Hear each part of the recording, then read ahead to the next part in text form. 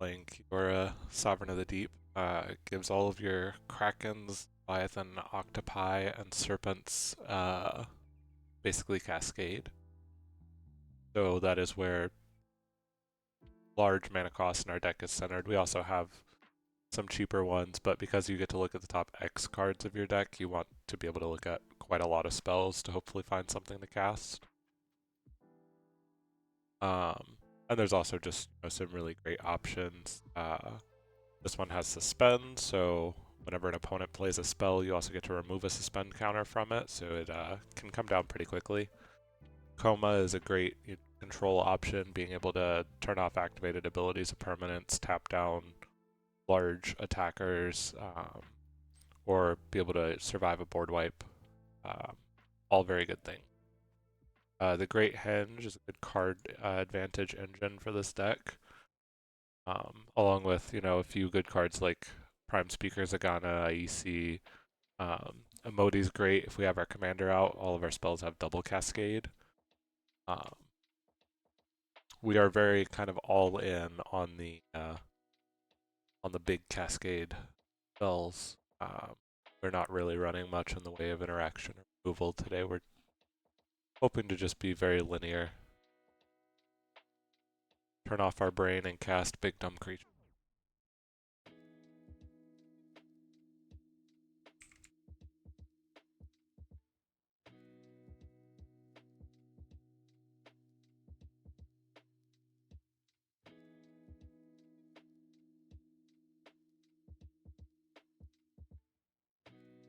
Get our lobby started and people jump in soon.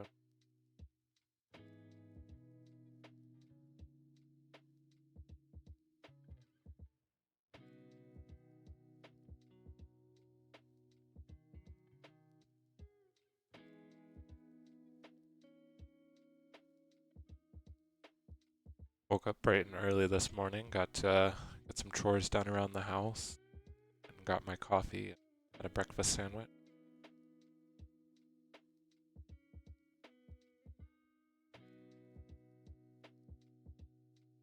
Having a productive day so far.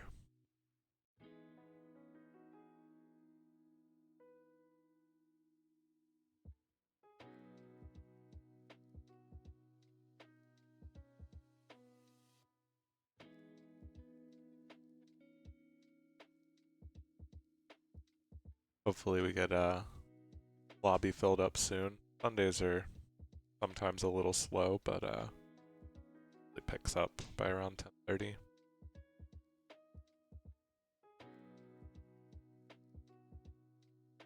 Noticed our region just tends to be a little bit slow in the morning.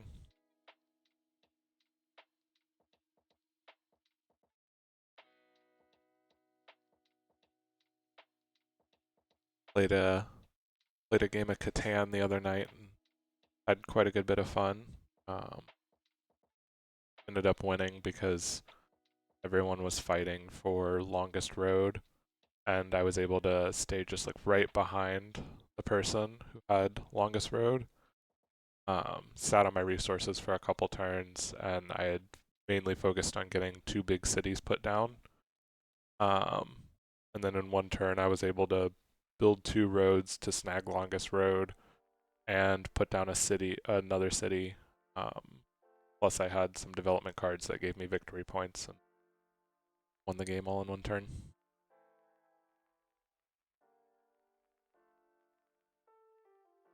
Took like 3 hours to get there, but everyone was just like constantly rolling 7s and the robber got moved around. We'd all have to discard like a shit ton of cards. I think the most I discarded was 7 cards in hand.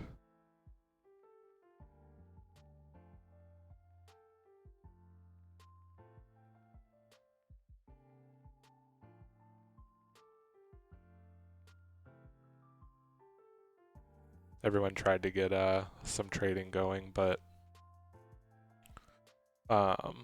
we were basically all trying to trade for brick, but all the bricks had landed on like shitty numbers. I think it was like 2, 10, 11, 12 were the numbers that the bricks were on.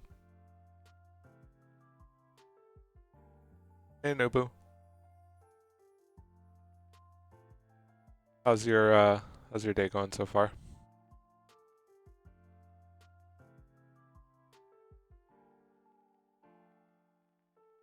We're playing big dumb sea creatures this weekend. Uh Hoping to turn our brain off and let the big dumb spells do their work. Trying to cascade.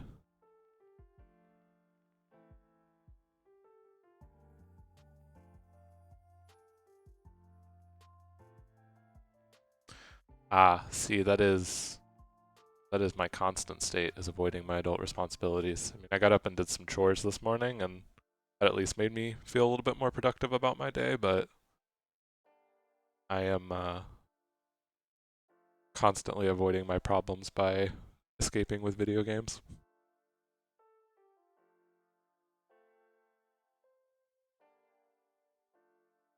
Amazing, we got the game started. Zeke is going, everybody else rolled a 3.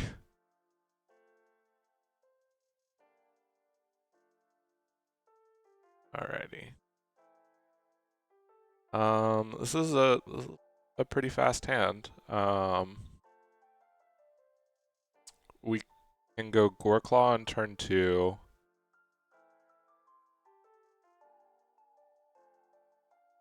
We won't be able to get this quest out until turn 3. But if we play the quest on turn 1, then we don't have a play for turn 2, and I think we'll prioritize getting something out a little bit quicker. We can go Goreclaw on turn 2 and cast Kiora plus the quest on turn 3, as long as we draw another colored mana source.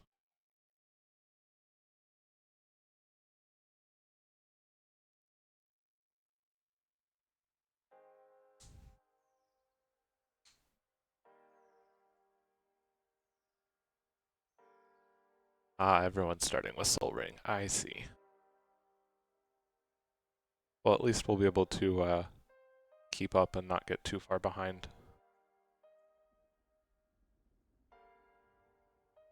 Sometimes it's nice to be the only one with the explosive start, but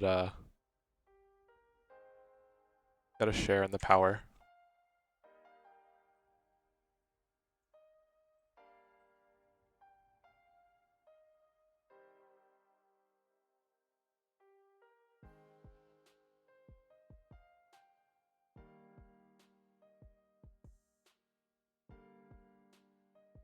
Stormtide Leviathan is good. We have High Tide in the deck, so this making all of our lands islands helps, and also just the ability to shut down our opponents from achieving combat, and so we draw our other colored mana source, so I think we're doing fine here.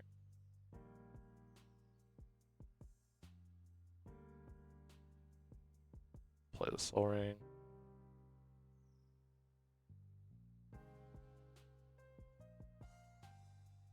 Right.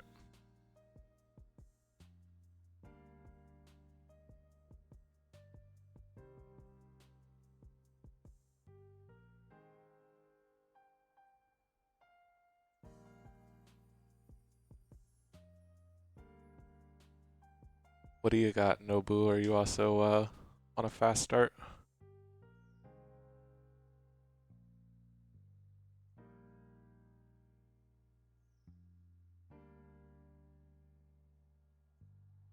It's always an interesting game when the whole table starts with Soul Ring in their hand.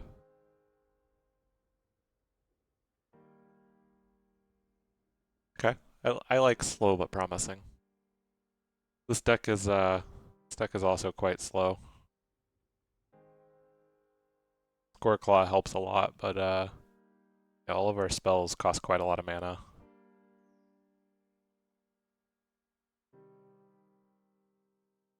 The average CMC for this deck is like more than 4.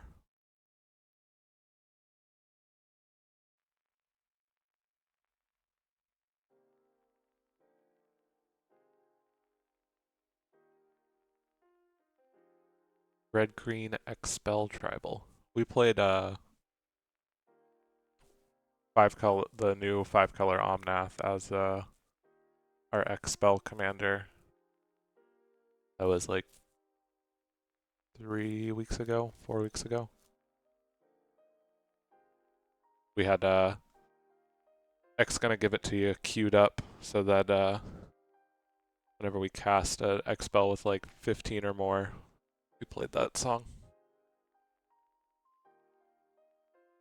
Just a little snippet though, we didn't want to get a copyright striked for it.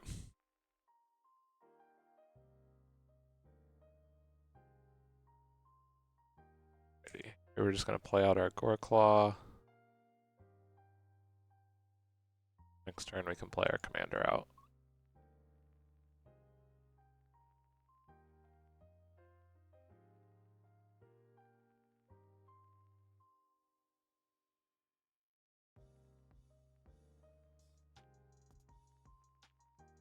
We're in a pretty decent place.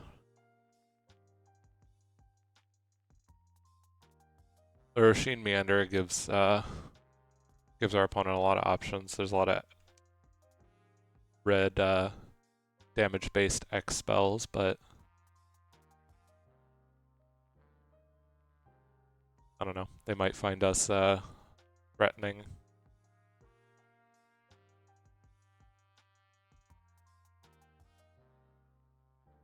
We can get this quest for Ula's Temple to sit out for a while. It'll provide us quite a good bit of value. We have a high density of creatures in our deck, and most of those creatures are in our tribal types.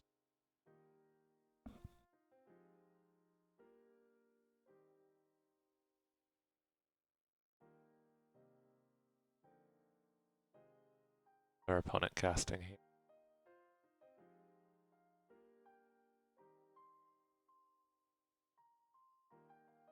Animus Awakening. Alrighty. That's pretty good.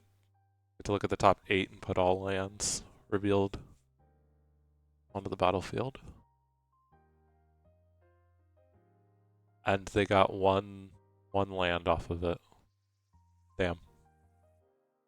9 mana to find 1 land is definitely not the value you're looking for. Boo is such an annoying fucking commander.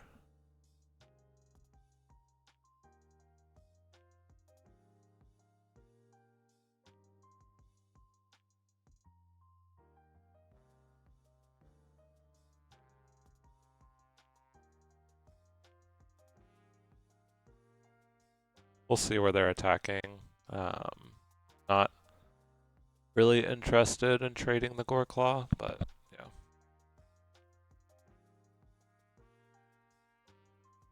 Alright, so we can play out our commander and quest. Play out the quest first.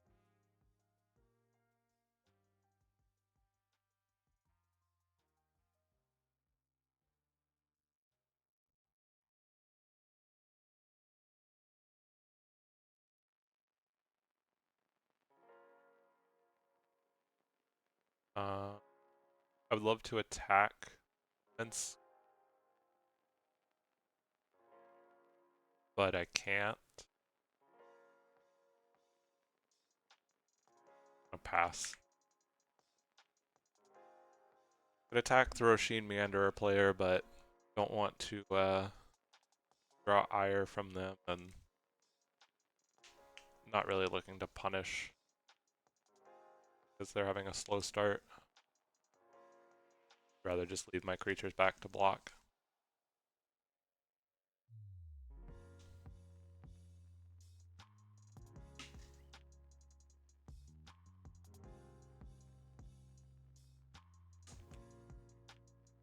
Next turn we can cast this Trench Behemoth and big 7 cards. Cast a spell. Could also play the Storm Tide.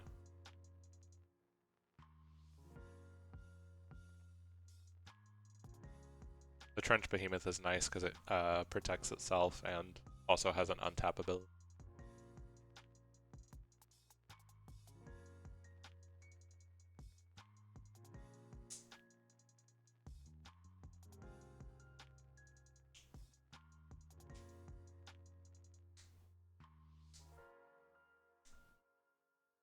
Polukranos. Okay.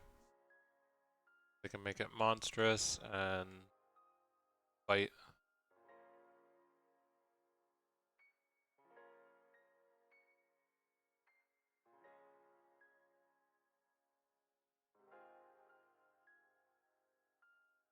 So we'll definitely play out the Trench Behemoth over the Storm Tide. Want to be able to give it protection so we can have a big creature behind to fight.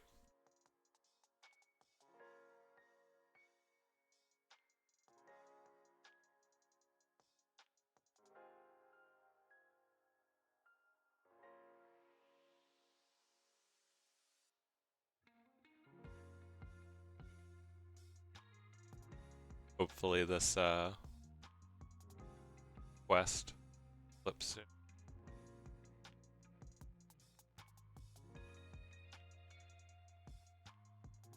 Portswood Crasher is a pretty decent attacker.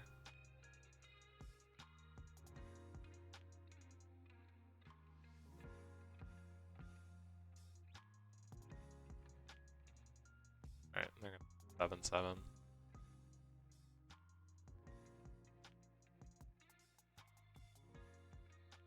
Now do they go to combat? Yep, attacking us. Not blocking. For now, we shall pass the turn.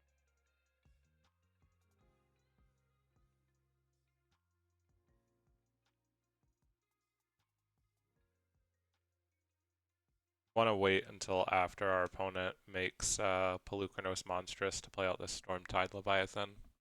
Sink their mana into it and not be able to attack with it afterwards.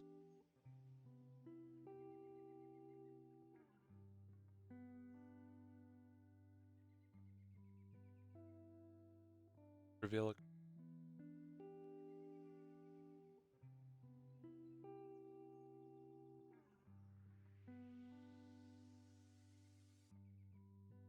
cast the Trench Behemoth.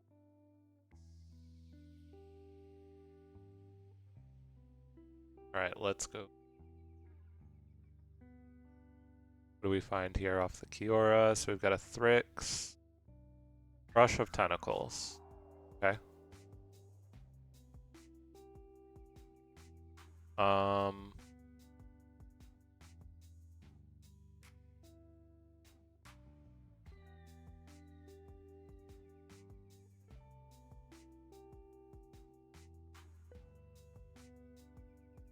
So we can play the Crush of Tentacles here, but that bounces all of our stuff too, and that will slow us down quite considerably. So I think we're gonna play the bricks here. This makes all of our big spells uncounterable and cost less.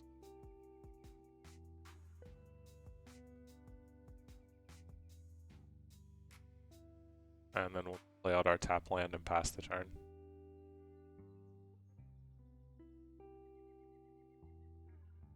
We will force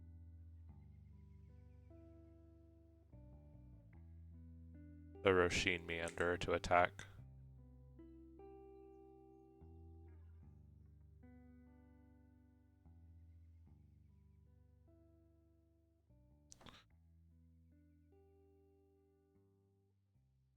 That way it just forces them to, like, they're going to use it for Polukranos anyways. So it's not very menacing or threatening.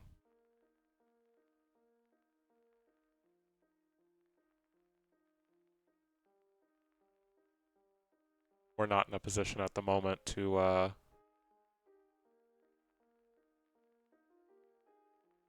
be making any threats. Once we get down this Stormtide Leviathan, then we can start to push our weight around a little bit more. A little bit of protection first, so not an immediate target.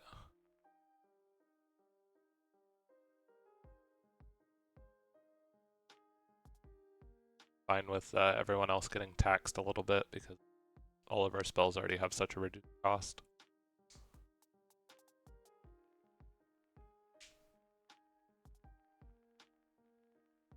Like all of our big creature spells still cost 2 less. Now everyone else's spells just cost a little more.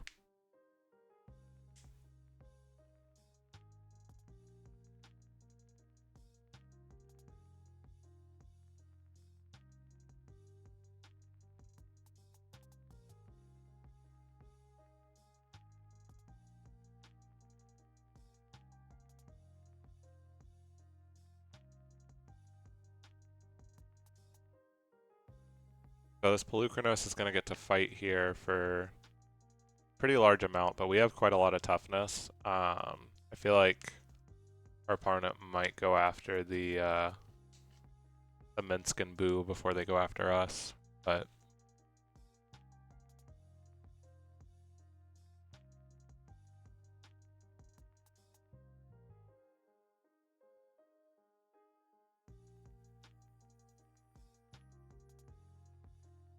our Trench Behemoth here has protection, so we're not necessarily too worried about targeted removal. If they hit our commander or something, then big deal. It still costs 5 mana. The Goreclaw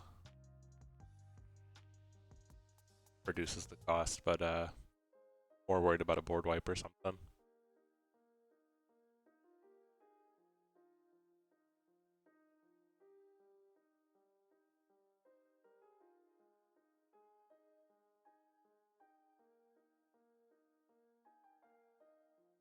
Alright, they're tanking quite a bit here.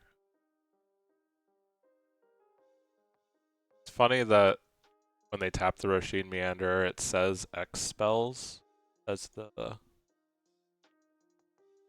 tag for what the mana makes, but it can also pay for X abilities like Monstrosity. It just says costs including X, so kind of odd that that's how they choose to display it in the client. It's, yeah, for X spells, but it can also be used for abilities, so maybe something they could clear up in the future for that card.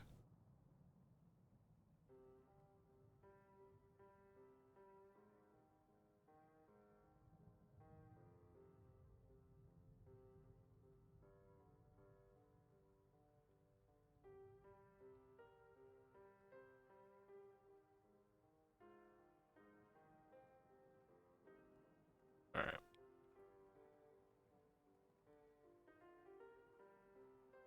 Are they making Pelucranos monstrous? Like, no. Okay, Comet Storm. Interesting. Okay. They're leaving our stuff alone, which we're happy about.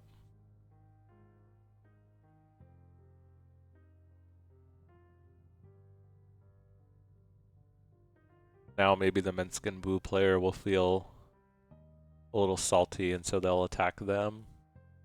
Or shoot the Pelucranos down. Anything to open up this board state just a little bit.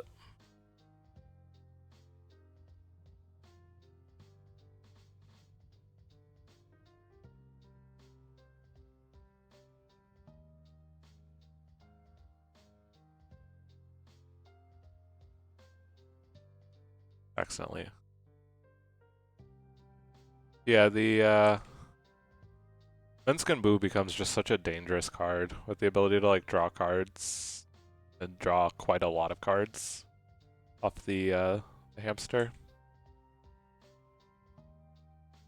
Definitely like one of the strongest mid-range commanders for sure.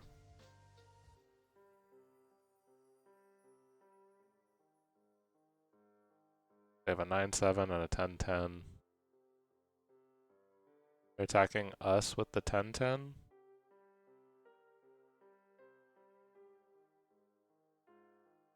How comfortable are we with going to 22? Not terribly comfortable.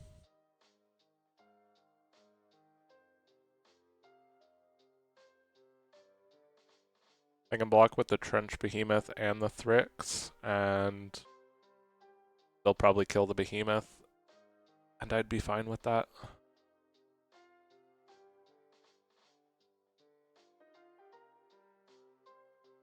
Getting the 10-10 off the board gonna be good.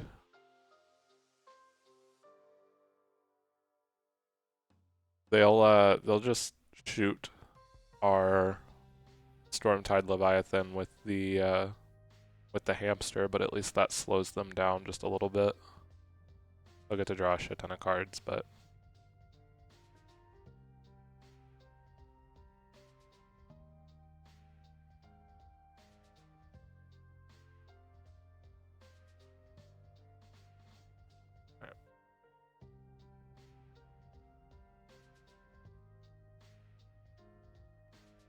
yep, so they let the Trench Behemoth die.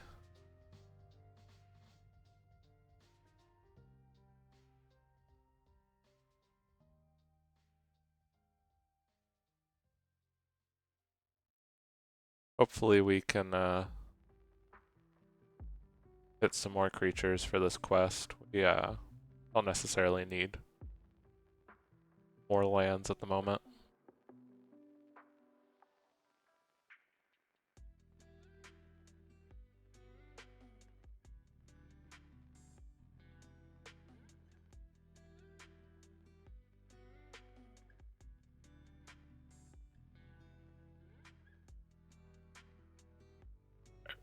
It did not hit a creature.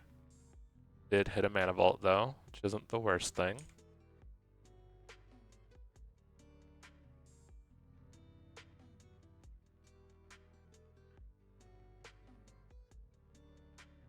Go ahead and play out the Mana Vault.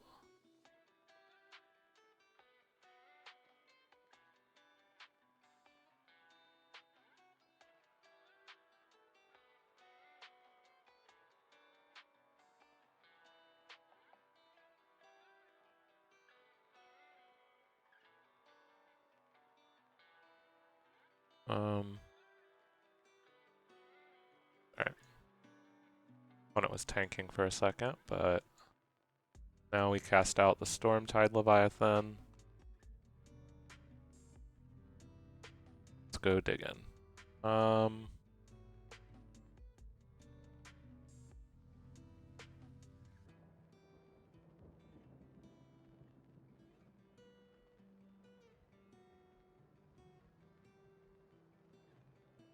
Let's go for this.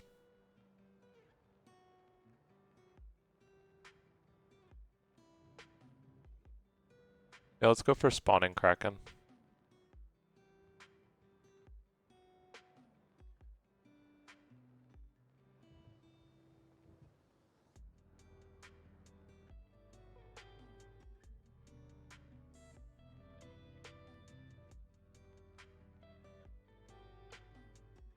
And I'm actually just gonna mutate this Sea Dasher Octopus onto the Thrix. Gonna have to tap the Mana Vault, but not the biggest thing. Not the biggest deal. Oh, and we actually hit an Ominous Seas.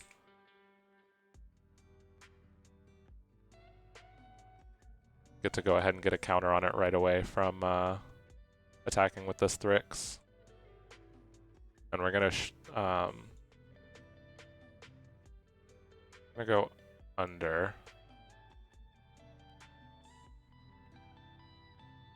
We're gonna attack the Minsk and Boo, so that way if they want to sacrifice the hamster, that's all they can do with the Minsk and Boo, then they can recast it.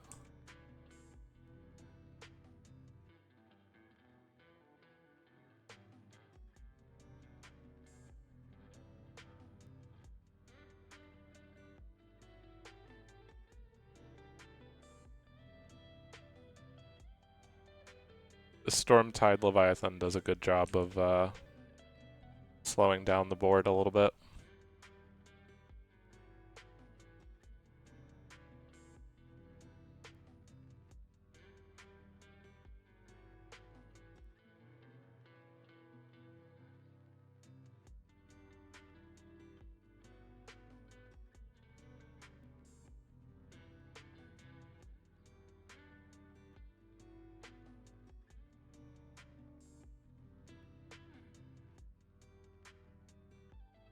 Thought Sea Dasher Octopus was player or Planeswalker, but still important to get the Minsk and Boo down.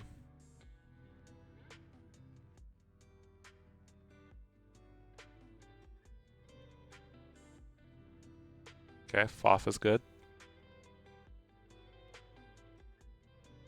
Main phase Foff is less threatening. Okay.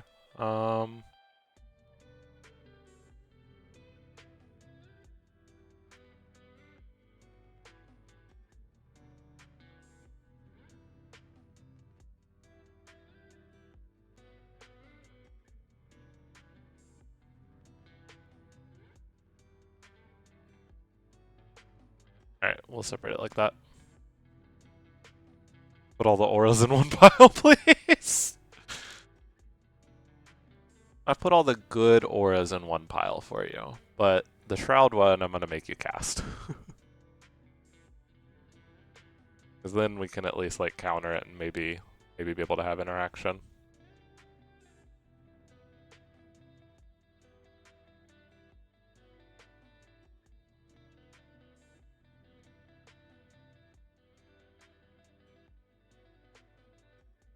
Pile should have been Corrupted Conscience versus everything else, but I let you have the Faith Unbroken as well.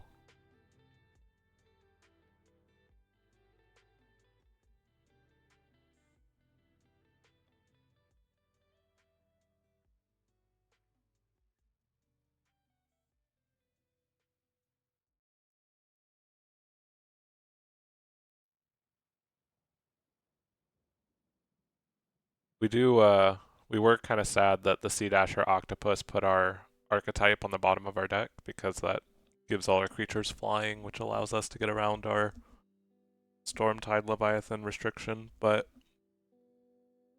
I'm almost certain that Minsk and Boo is going to sacrifice the hamster to kill the Stormtide Leviathan anyways, so we'll be able to attack with it next turn. Nyx Bloom Ancient is a very, very strong card.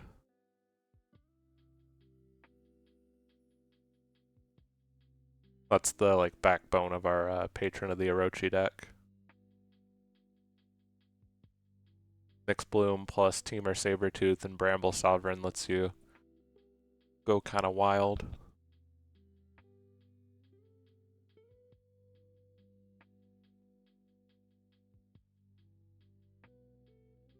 I think the most I've gotten up to is like 10 copies of Nyx Bloom Ancient. At that point, it's just pointless to go any further. I mean, pointless past like 6 copies, but I like big numbers. I don't got anything to respond with here, so just gonna F6 through this turn and let them do whatever they do.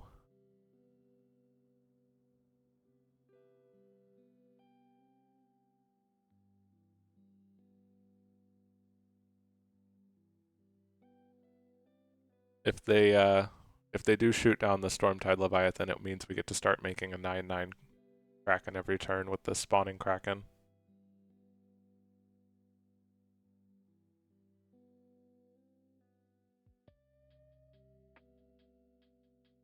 We have run ourselves empty-handed here, but we get at least 2 draws next turn with this Sea Dasher Octopus. Plus our commander is cascading, so don't feel too bad.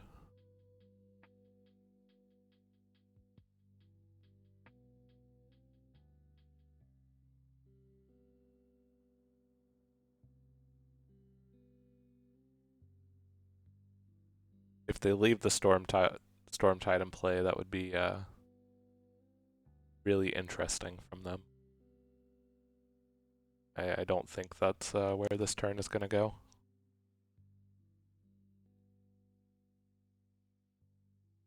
If they do, though, we'd be more than happy to take it. The Score Claw gives our creatures trample, which is nice. It's going to allow us to make sure that this spawning Kraken connects.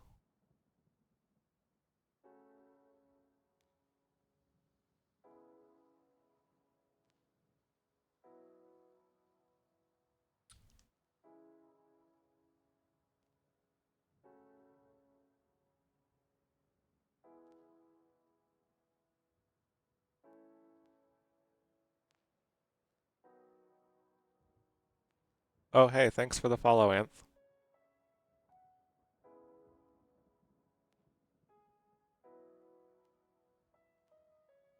Always, always appreciate people stopping by and leaving a follow for the stream.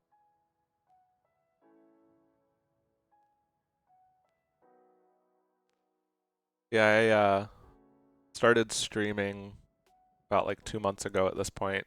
Just wanted to kind of create a community of players that I could repeatedly play with, or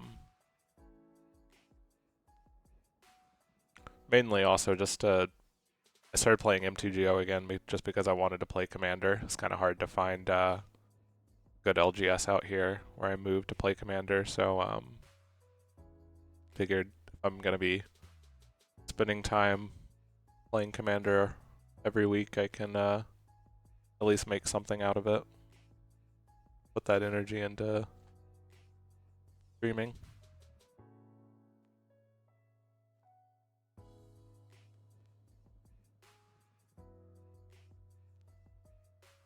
Alright, and yep, they're gonna kill the Storm Tide like we thought. But that's still gonna allow us to connect with our spawning Kraken. Might have to attack Nobu here, but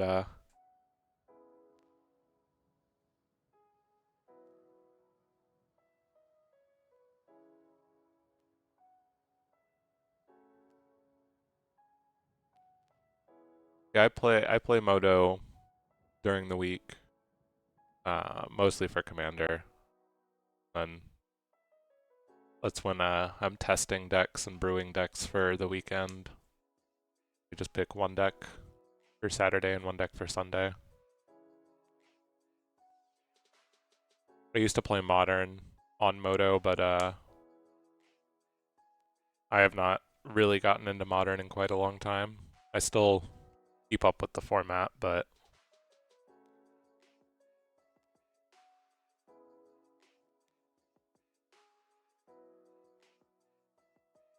that was quite rough having to sacrifice all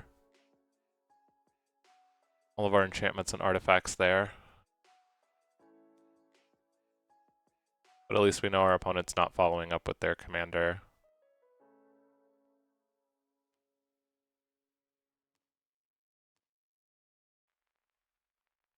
And a hardened scales. Okay. We are still in the driver's seat right now.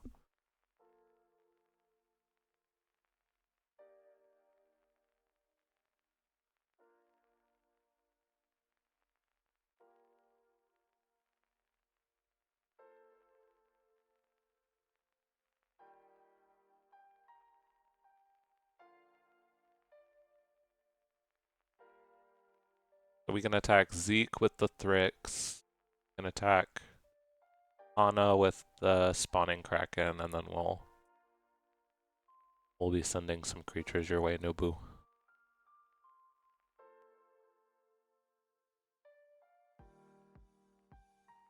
And hopefully we draw something to cast off this Thrix.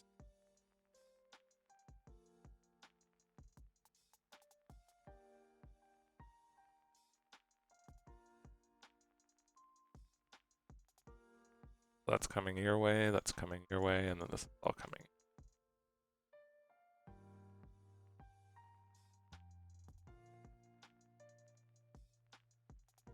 Now we're gonna pump up all our creatures.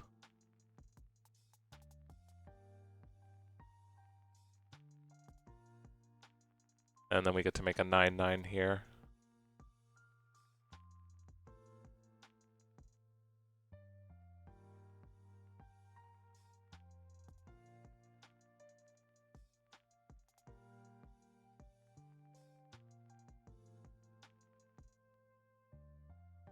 Definitely run out of gas. We could really use some card advantage engine here.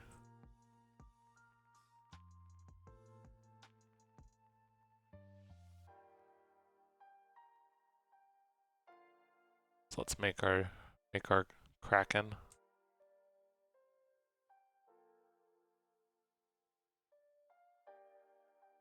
And Vesuvan Drifter is good.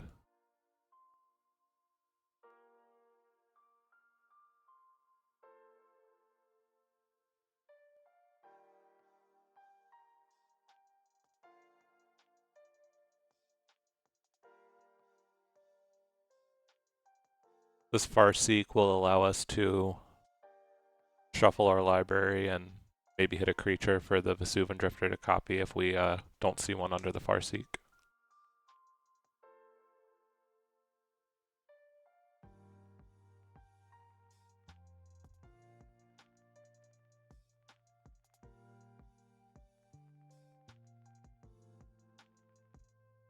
Our board is getting a little wide here, which is going to be good because some of it's going to die to this Pelucranos, so need to be able to leave back creatures. Okay. Making the Esper Sentinel indestructible.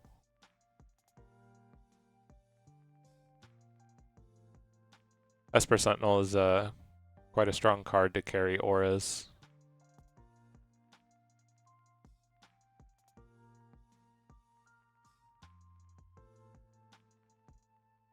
We do not have a creature to reveal here, so.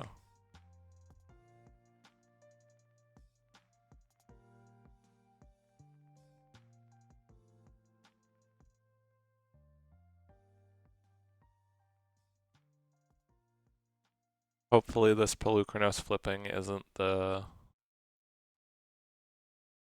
biggest blowout. I assume they'll hit the spawning Kraken and probably Thrix, or maybe the spawning Kraken and Kiora.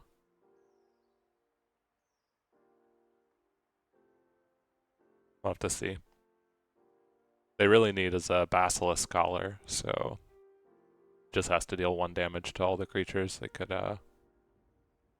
get a pretty nice board wipe that way. I don't know if they run it in their deck, but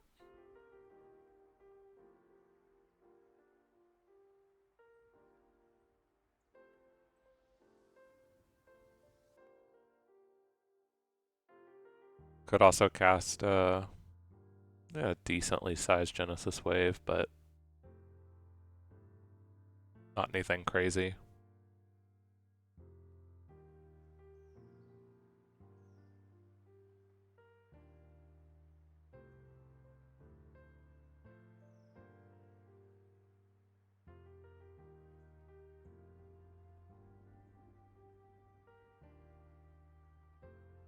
Usually the latest follower thing rolls. I don't know why it's not rolling, but what are they trying to cast here?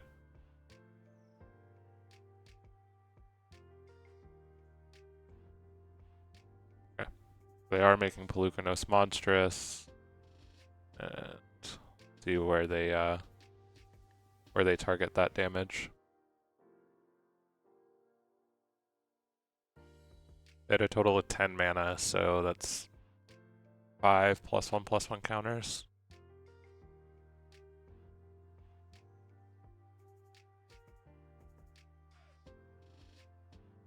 Four. Oh, okay. They had 8 mana. Miscounted and thought they had 10, so they get 4 damage to shoot at something.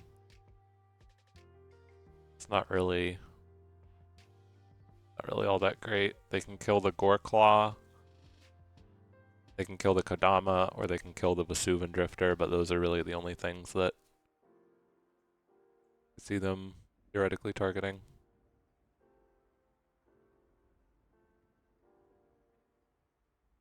Hitting the Goreclaw is probably the thing that like slows us down the most.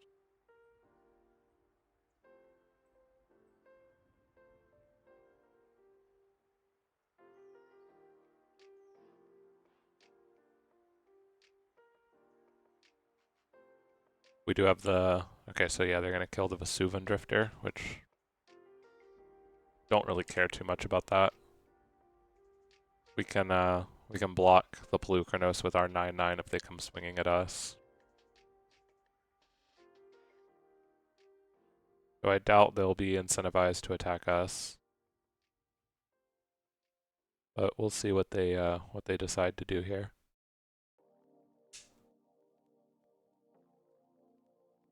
We're just trying to tap out every turn and cast dumb creature spells, so all of the thinking is really on our opponents.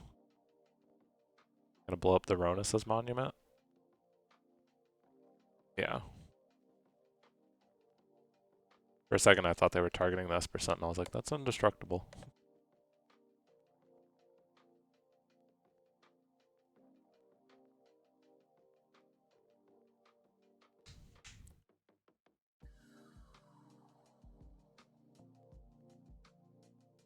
There's a Farseek on top of our deck, but hopefully there's something good underneath of it. That was the one reason Vesuvan Drifter was nice, was just being able to see what the top card of our deck is. Helps us plan a little bit more. We have ways to shuffle, so allows us to control the top of our deck a little bit better.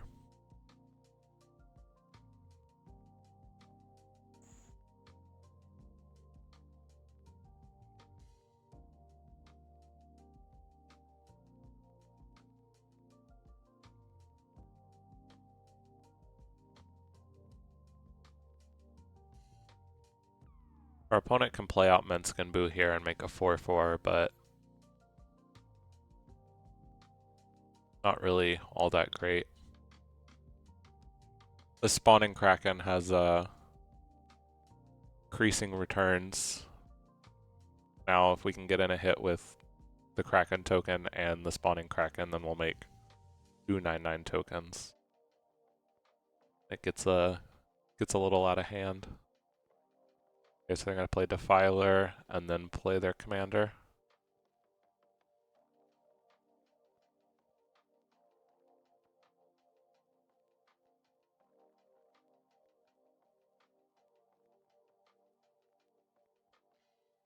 Yeah, because Menskin Boo will cost 6 mana, but then it'll reduce to 5. Never mind, I thought they had 1 more mana.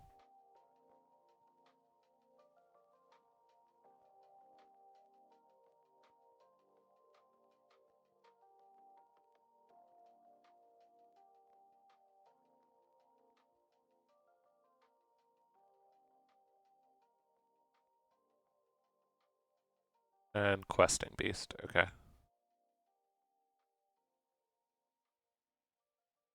I mean, if they want to attack us with the Questing Beast, I'm not going to block. 4 damage is not that much.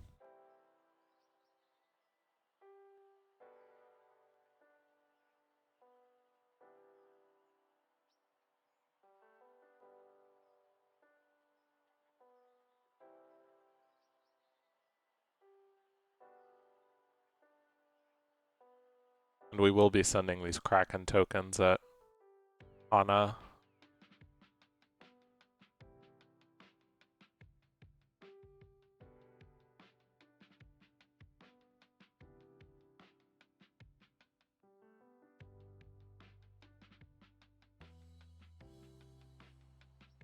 They'll be able to block, but they'll have multiple. They'll have to block with multiple creatures if they don't want us connecting and making another token.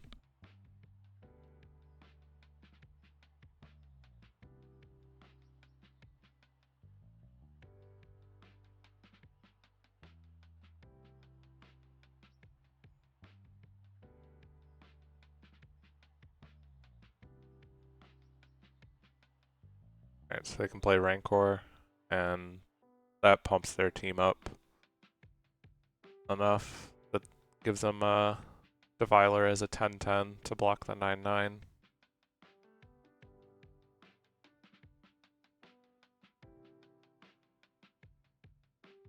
Feel bad because if we wanna keep making tokens, we're probably gonna have to attack Nobu with the Krakens.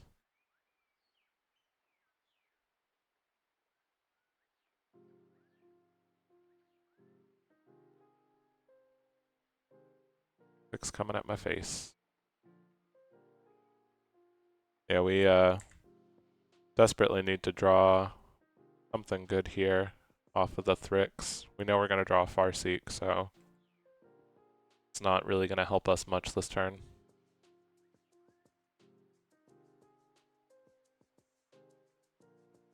All these counter shenanigans are going crazy.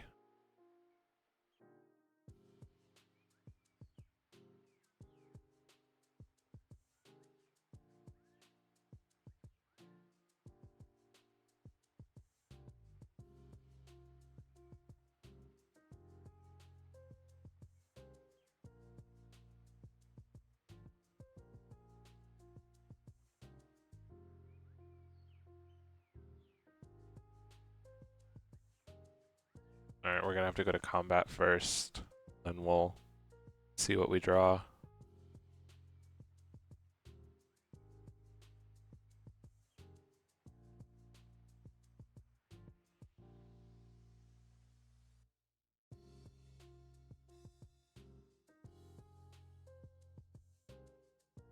Feel bad, Nobu, but I gotta make blockers for myself.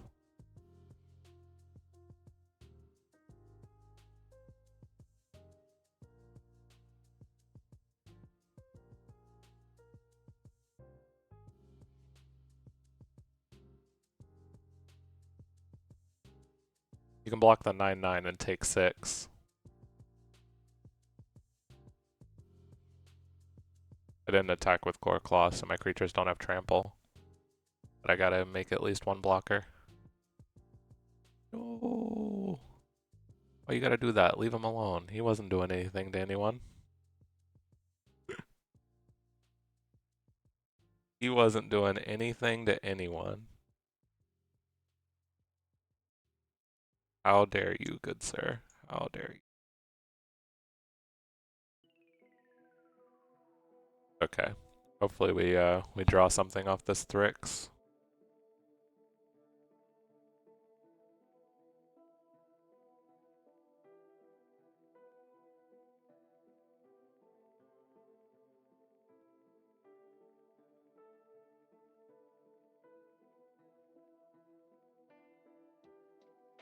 Let's get through this combat.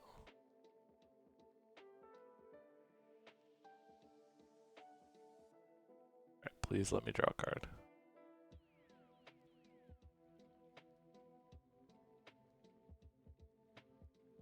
We have plenty of good draws in the deck. Lotus Petal's not Jeweled Lotus is not necessarily one of them.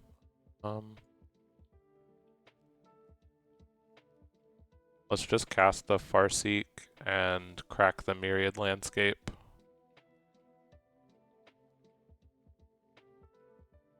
We will not be paying the 1. You can draw a card, that's fine.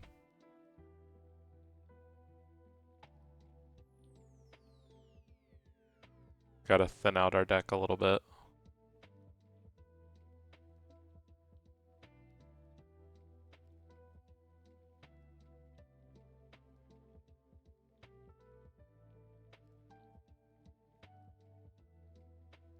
The island. We have a few cards that care about the number of islands we have in play, so. We'll leave this Jeweled Lotus in hand for if there's a board wipe that comes down. It'll help us recast our commander.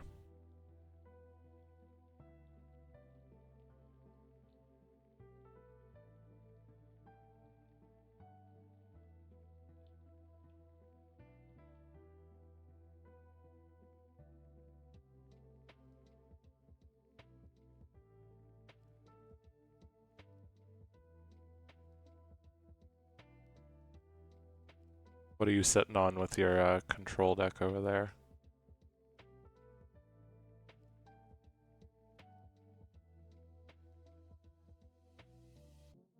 Cast Bruna and get back pretty good stuff this turn.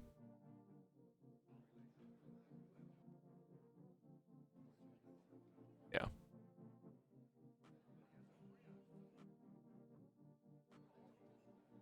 Yeah, go ahead and move that Shielded by Faith over, give the Rona indestructible. And you have the Shroud one. Yep.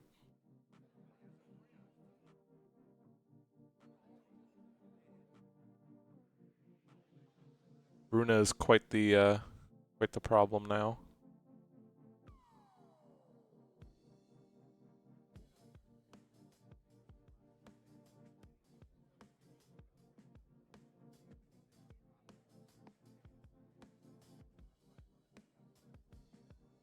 Gonna wait until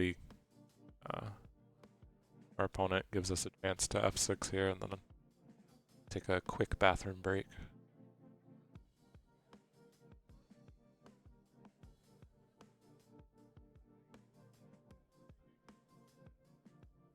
Come on, that's priority to you. For some reason, can't like press f6, walk away. I have to wait until I get priority and then f6. Doesn't recognize it if I just do it before.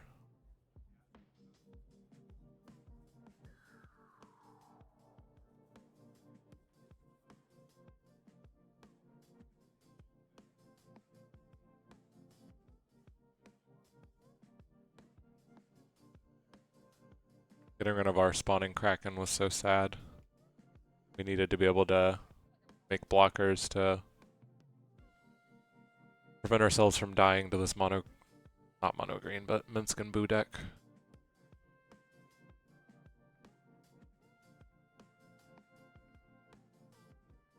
Our opponent casting like a Genesis wave or something. Be cool.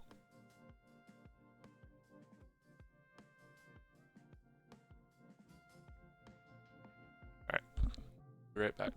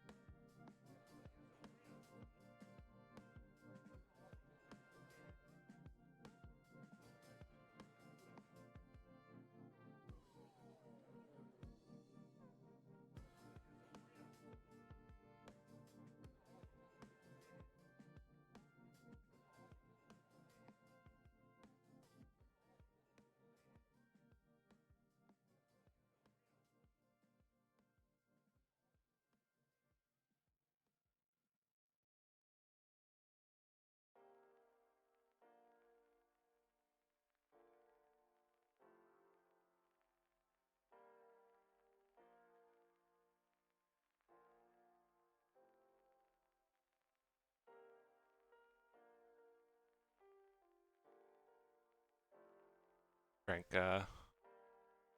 3 water bottles and a coffee so far today.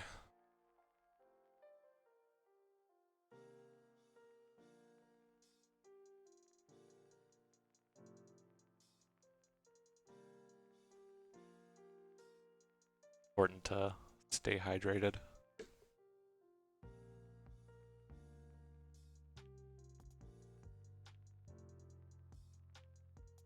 I'm quite scared of what we have going on over in Minsk and Boo land, but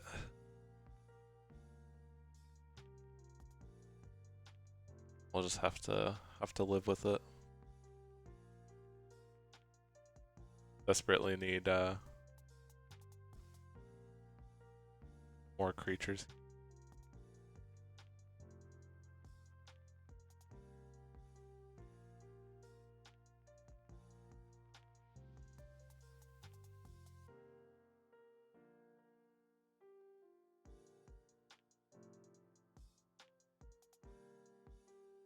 Does make Bruno less scary.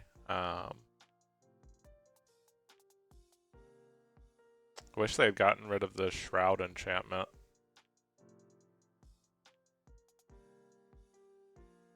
From Bruna. Having Indestructible and Shroud makes it uninteractable.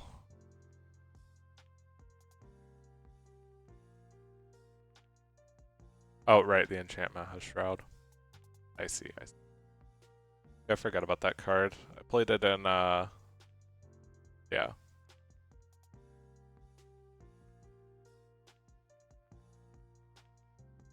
Thankfully, most of my board wipes in this deck are based around bouncing creatures, so I can also get around the indestructibility and the Shroud, but just pushes the problem further down the line because you still get those cards.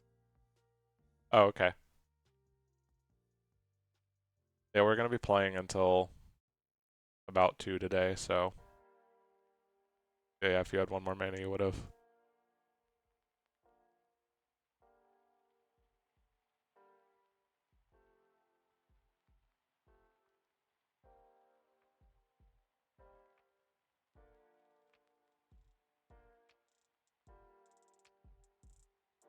I am running out of time to draw something good here, but yeah, same here. I need like my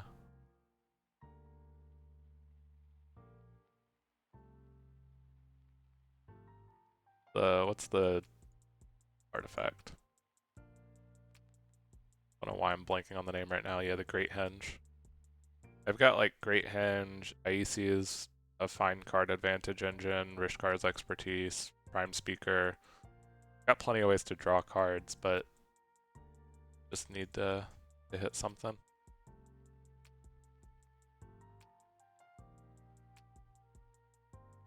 We hit a Prime Speaker, that's 10 cards right now that we get to draw.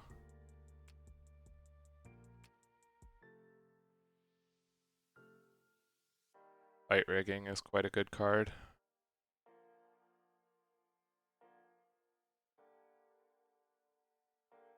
Definitely a little bit scary because they get to just cast a spell for free here.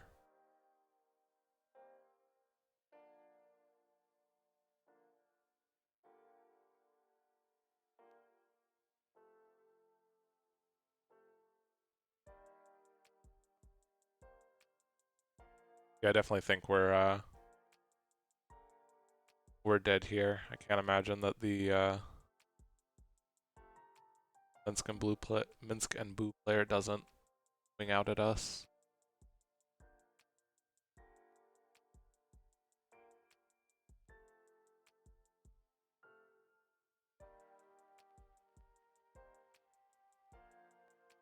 Kind of got a target painted on our back. Playing a such a fast start, but Machine Meander player also got off to a fast start. Haven't been nearly as punished for it as we have.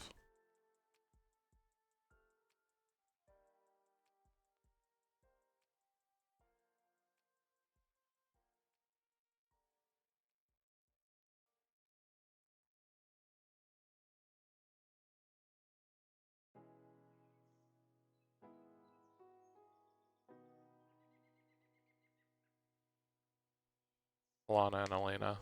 Okay. Well, they're already in the beginning of combat, so they don't get a trigger from that this turn, but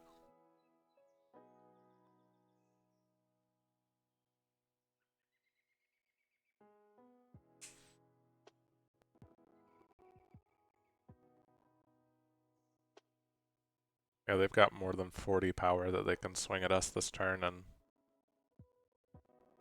we don't have that much toughness to block, so definitely assume we're the one getting hit here.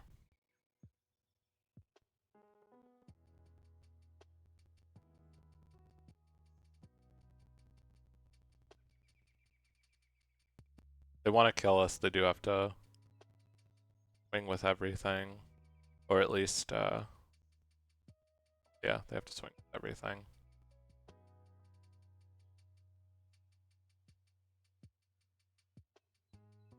Which does open their commander up to being attacked, but always just recast it on the next turn.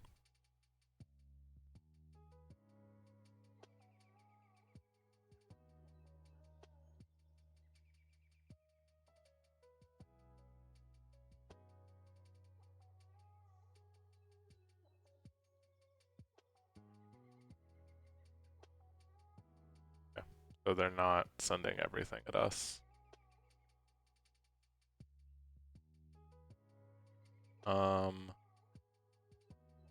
Block with the bear token. That's 25 damage. Or 23, so we can just barely survive. We're not gonna make it through a second turn if we don't draw something good, so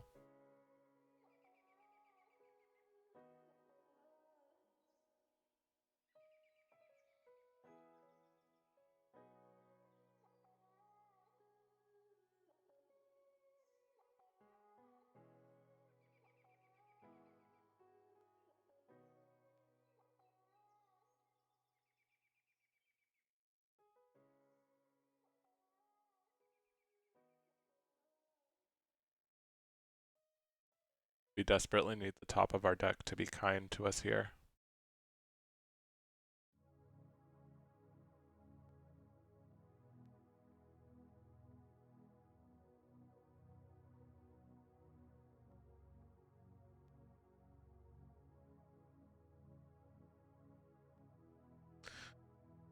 Any enchant? Any aura on the battlefield? Oh, I didn't realize you could steal other people's auras. That's kind of funny. That's a cute little interaction.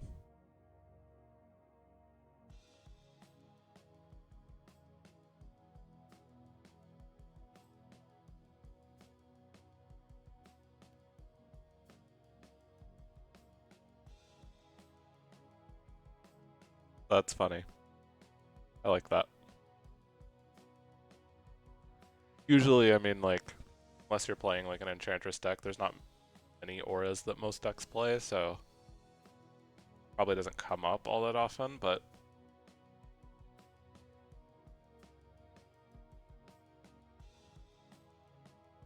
what you should do is someone plays Imprisoned in the Moon. Commander.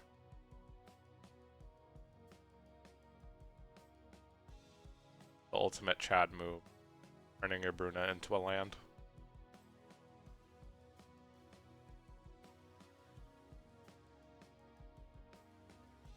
Kiora Best the Sea God is good, but does not help us here.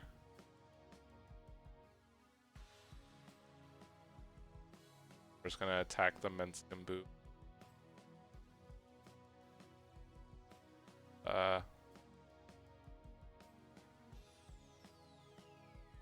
Yeah, even if there wasn't anything we could really draw there.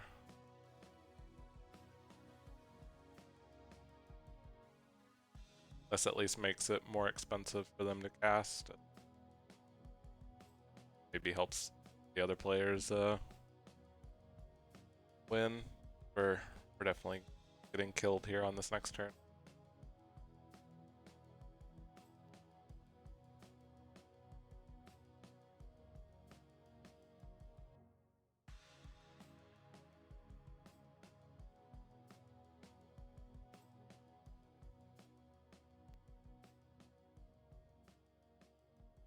Didn't realize that had reach.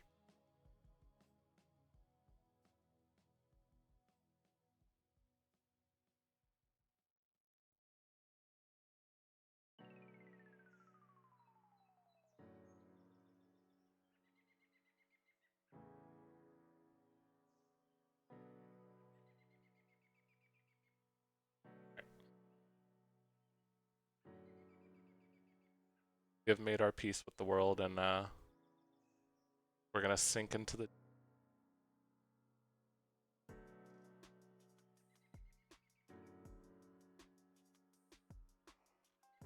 monsters or go hide back under the ocean for a little bit.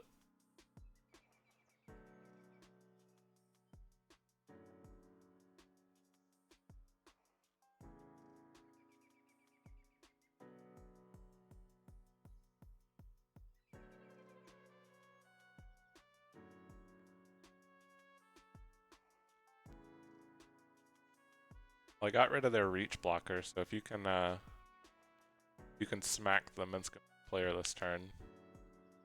Not necessarily dead on the next. Still has enough creatures to attack, but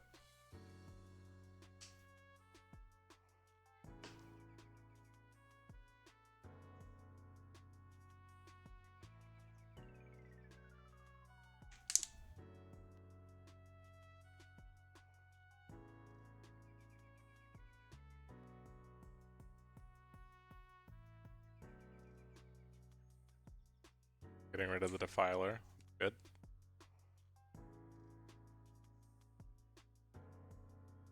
It's a good start.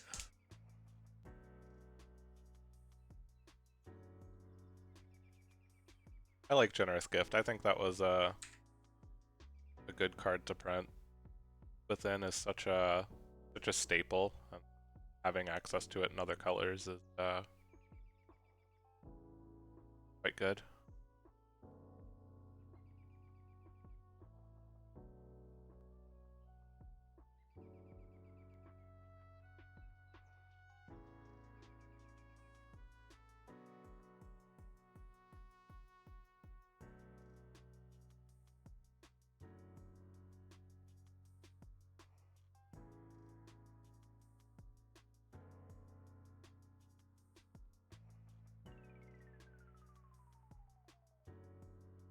Combat first.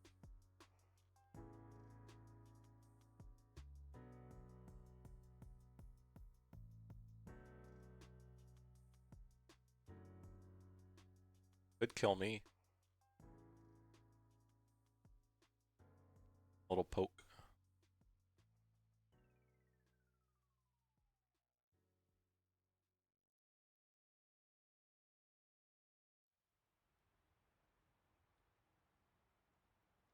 Definitely not winning this game, but got to cast some Hitman.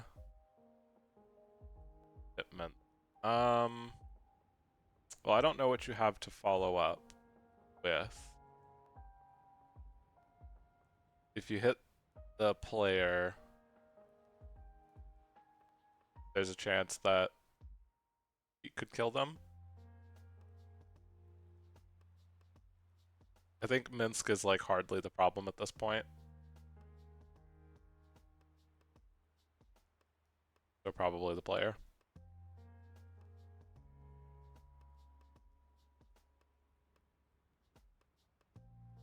Yeah, I mean, you'd hit him down to like 19, and that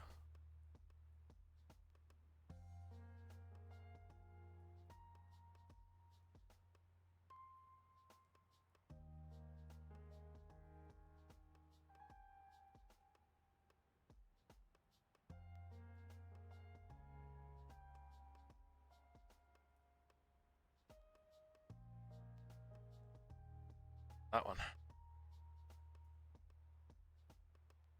Oh, just 2 instant. Creature is now doubly indestructible.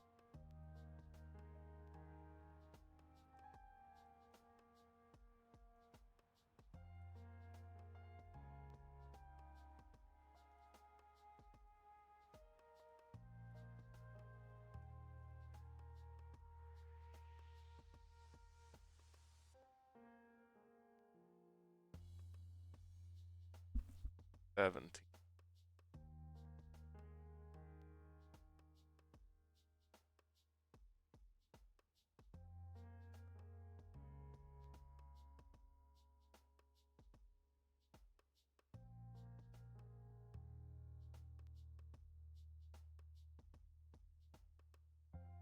I wish this Kiora Best the Sea God just said gain control of a perm. Up to snipe your commander.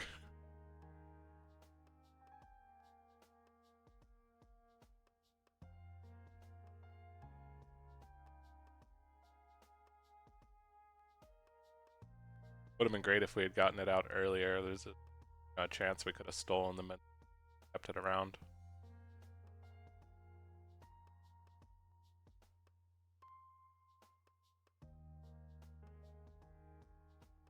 Okay. Could have the Polukranos fight the elephant.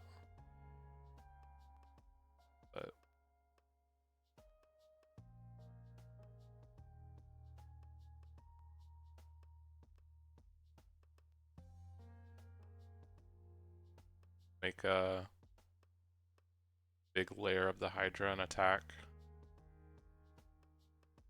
Don't think enough to. No, that would actually, I think, be enough if you fight the elephant and then make the lair a token. On this.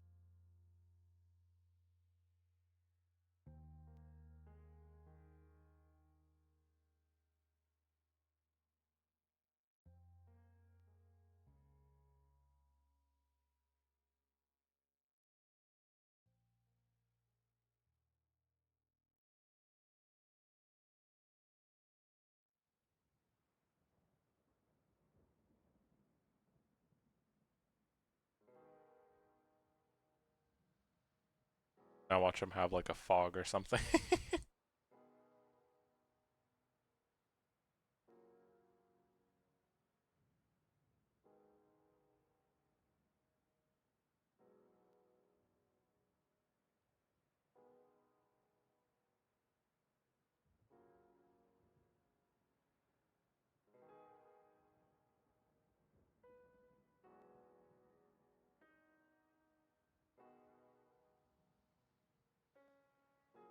You do get to live the Kiora tapping down everyone's stuff for a turn.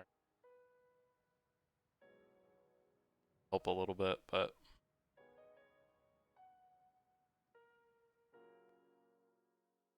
oh, yeah, you can't. I don't think you can kill him without the lair of the Hydra.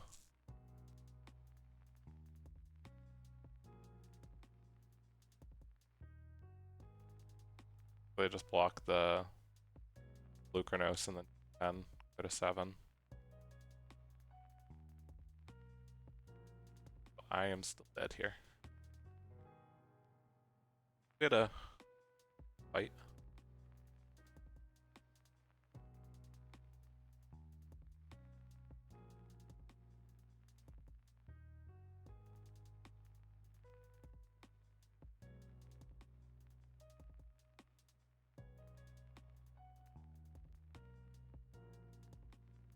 Oh, they didn't block. Okay. I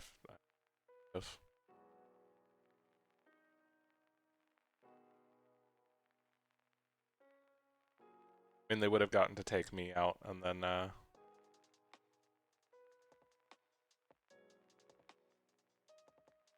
see.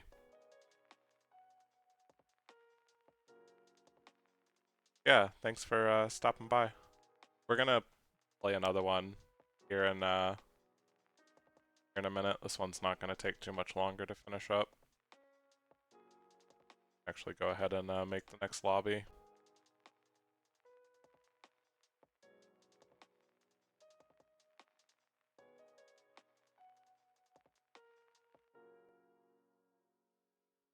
I went ahead and made the new lobby, so jump into that one. They can. Over, I'm gonna migrate to that one.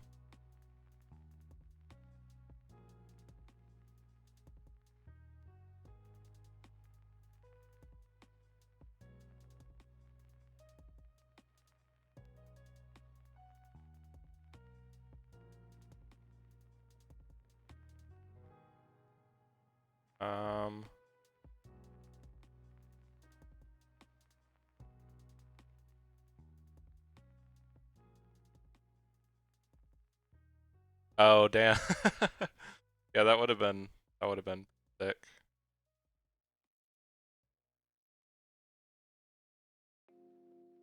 I think we can block it up here.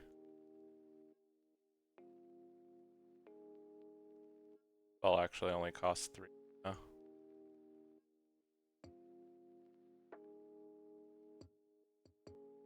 The top 6.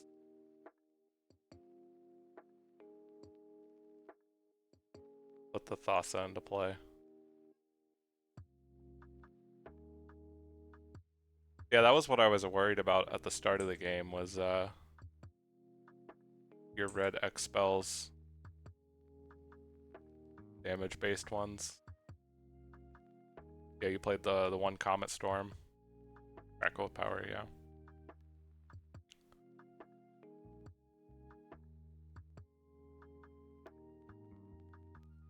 Alright, so thing.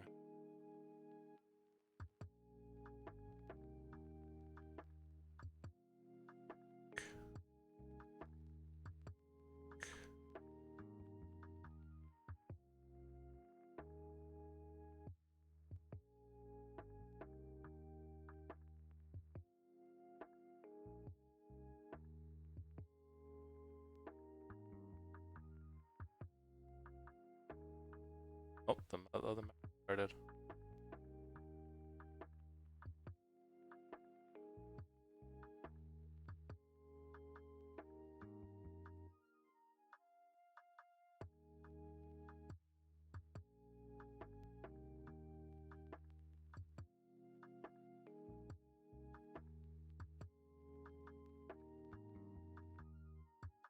Not a good opening hand on this one. Definitely mulligan that one.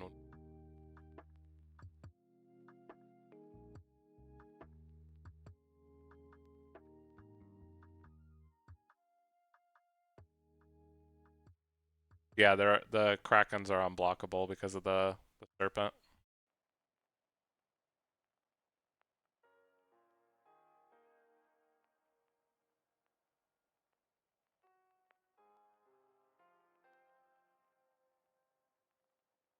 Yeah.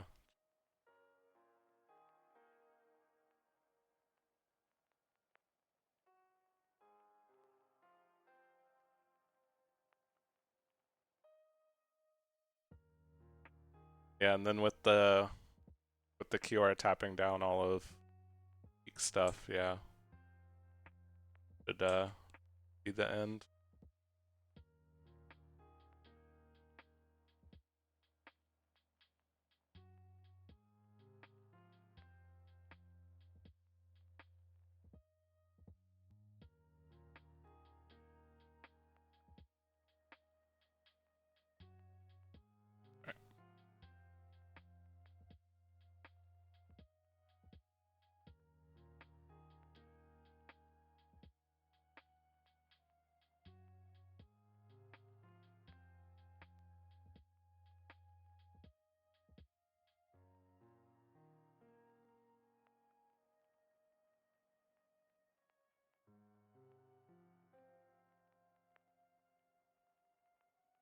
Alright, I'll see you later. Have a good rest of your day.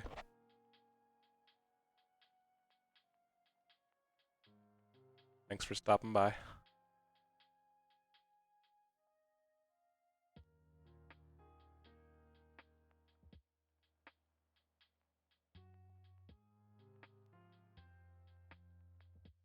Undercar Resurgent, good card, good card.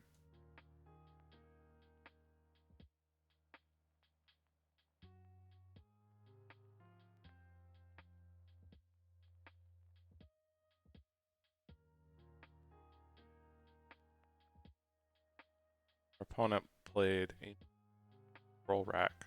Off to quite a fast start over there.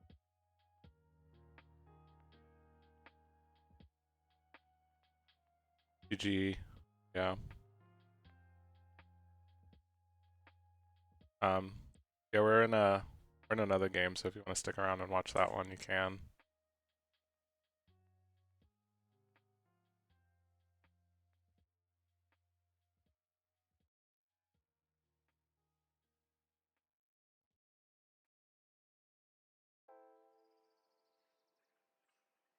Gonna try to throw down some more Krakens.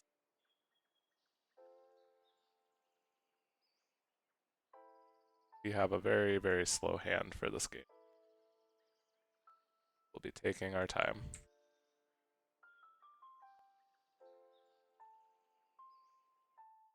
Oh. Thought I went to combat and attacked you. Oh well.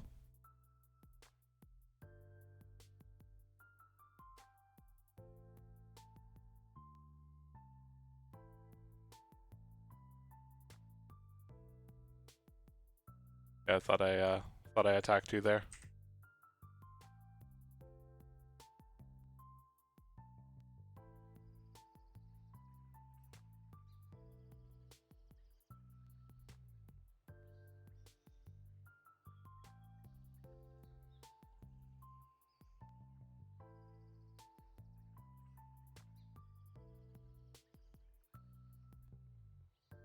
At least I stole your Zendikar Resurgent.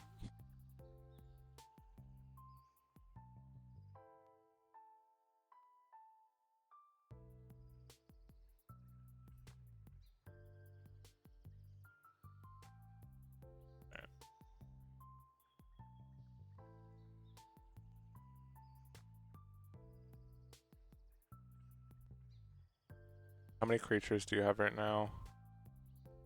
9, 10, 5, 6, 7, 8, 9. Yeah, you can still kill me this turn.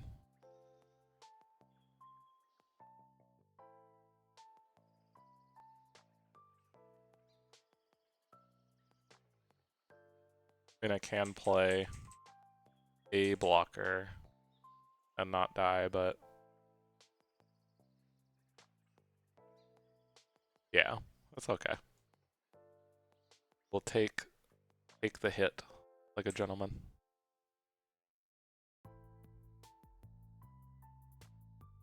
Alright, stop holding our opponents hostage.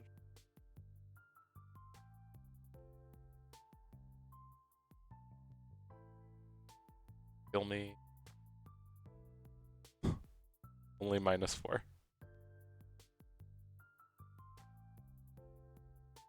Give you the honor. Was a good game. Good game.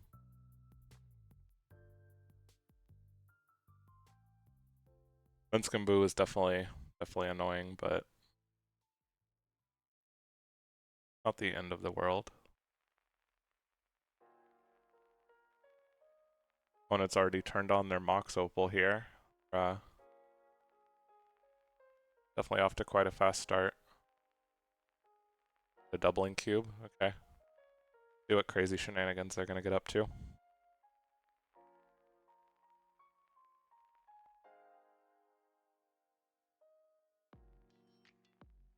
Go ahead and play out our tropical island with this high tide. We want to prioritize getting those islands in play.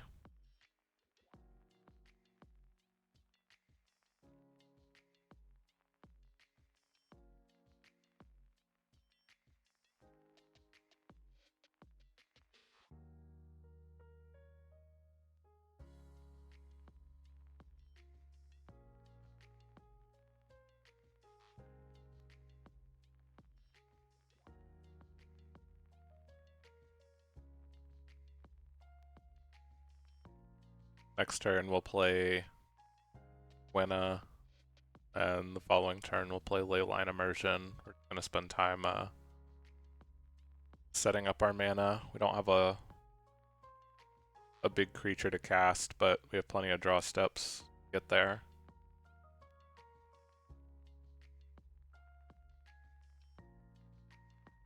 We would love to see some of our card draw engine pieces.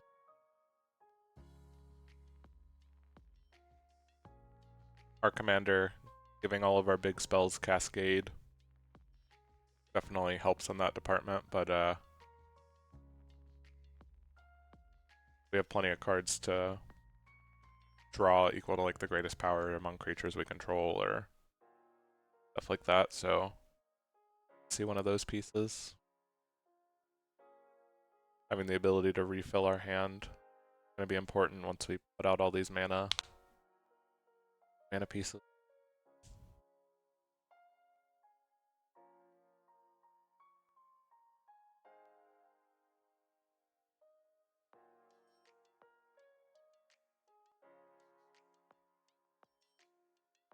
Without anything to follow up with, we'd just be sitting there with our dicks in our hand.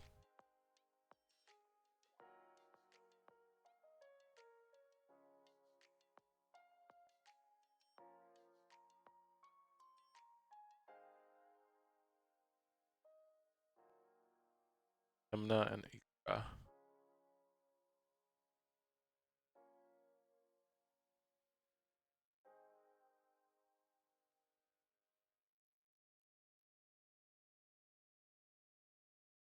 We played an Abzan deck yesterday in Thalia and Gitrog Monster. Mostly just a tax-based land deck.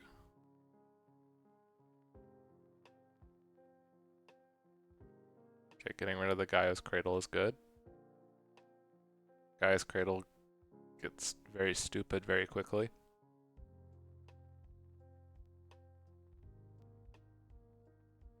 Crawl space. Okay. Not the end of the world. Got plenty of big beefy threats, so even if we're only able to attack with 2 of them, we'll back some chunky blockers.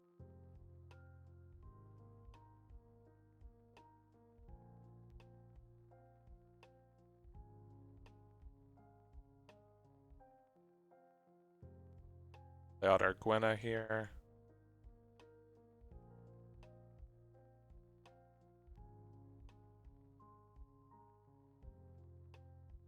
Next turn we can go Leyline Immersion into casting our commander.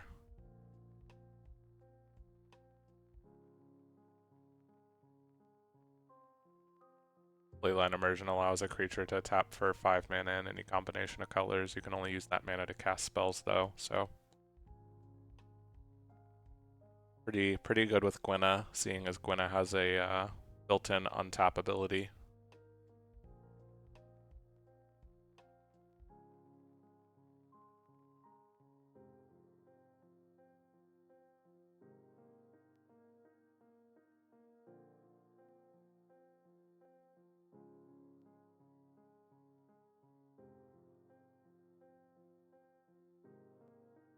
Main reason for putting the only cast spells restriction on this is just so you can't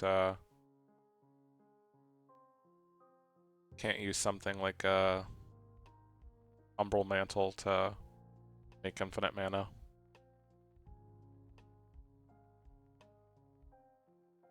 Umbral Mantle plus Leyline, if it didn't have that text, would be a pretty decent 2-card combo. Read from the real, same thing.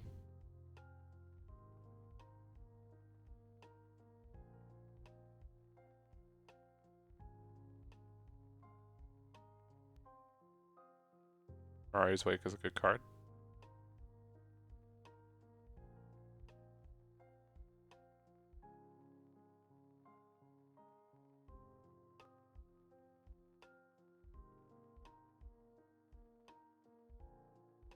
I like that we're not the target of the attacks here.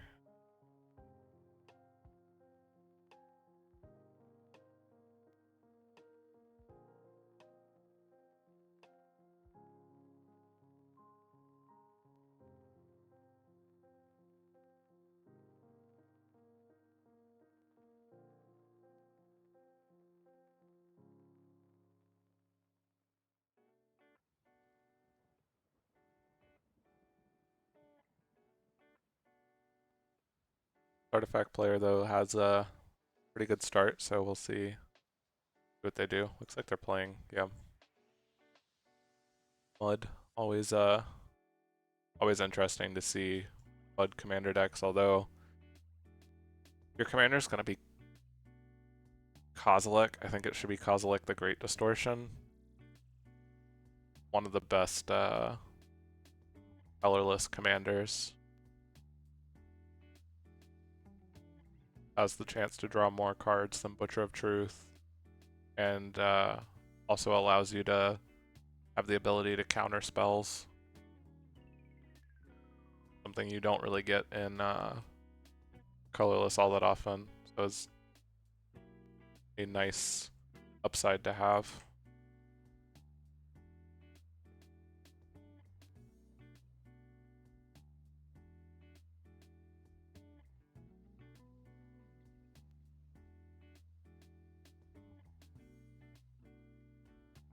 I was friends with my LGS owner back where I used to live, and that was the deck he played for the longest time. He hated Commander, and whenever anyone asked him to play Commander, that was just what he would pick up.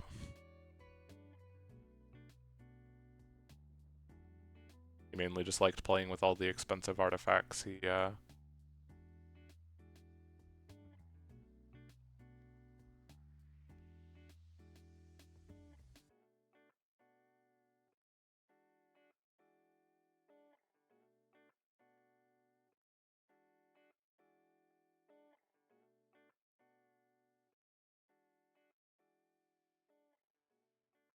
Alright, we'll cast our commander, and next turn we get to cast this Scourge of Fleets. So, like I said, we have plenty of big hits in our deck. We just needed to draw into one.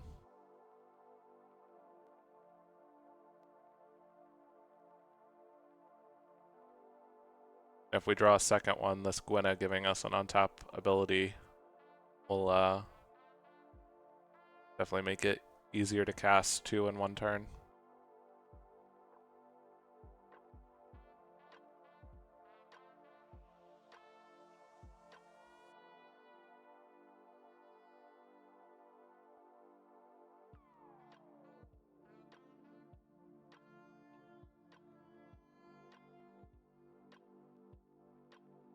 Hopefully there's not a board wipe coming our way, but if not, we won't really be punished for our play.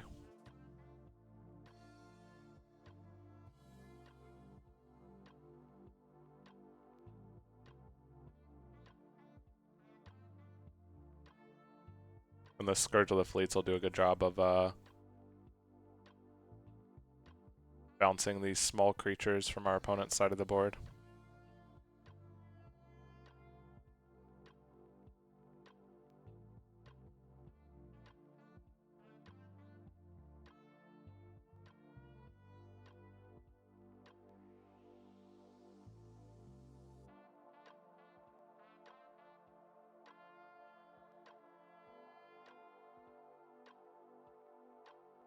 Would like to save this High Tide in case we find a Storm Tide Leviathan. Turning all of our lands into islands definitely helps.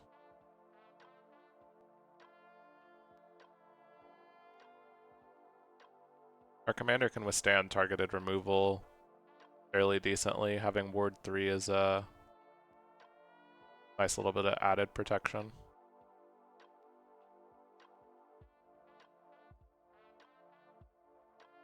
Yeah, they're definitely probably going to hit our Leyline Immersion here with Aura Shards trigger.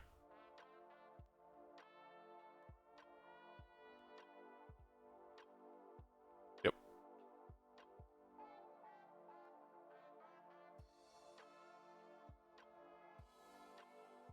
That hurts a little bit, but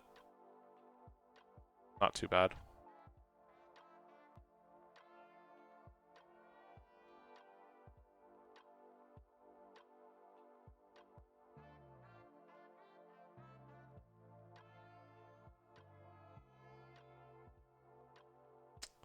We play the High Tide here, we can play 3 visits plus the Scourge Fleet.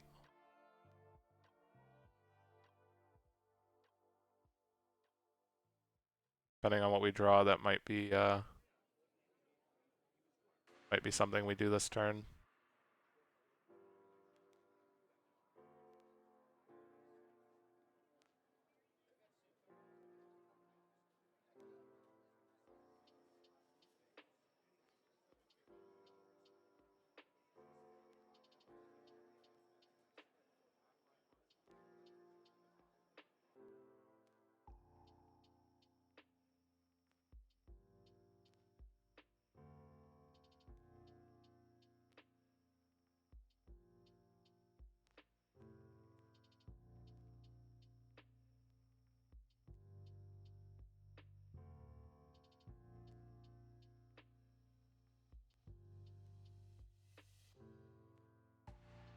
We'll see what happens on this next turn, though.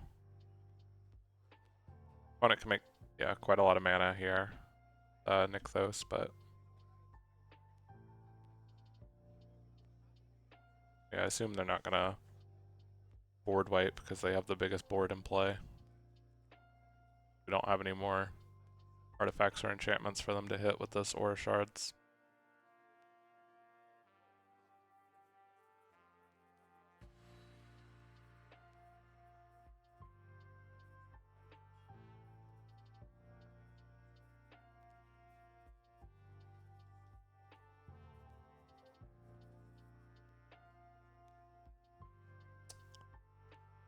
Runetail is a little annoying, but Not the end of the world.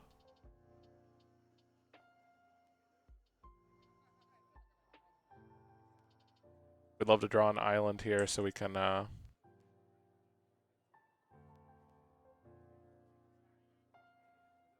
bounce some more creatures with Scourge.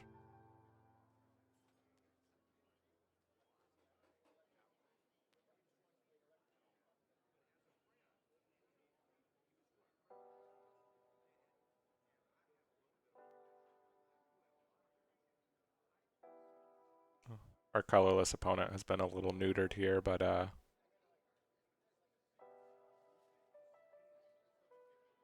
think we'll be okay.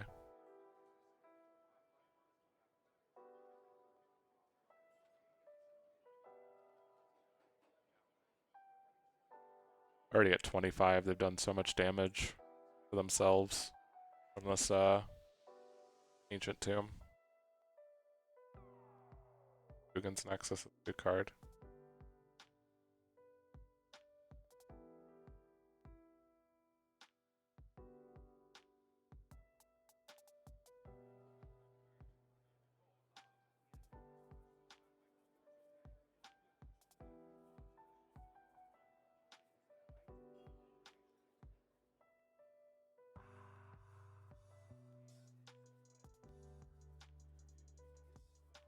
Coma is also a good draw here.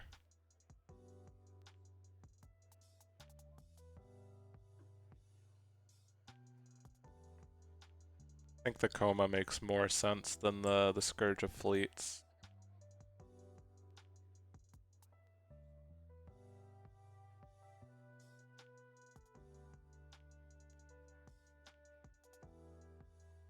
Yeah, I think we'll use the High Tide here.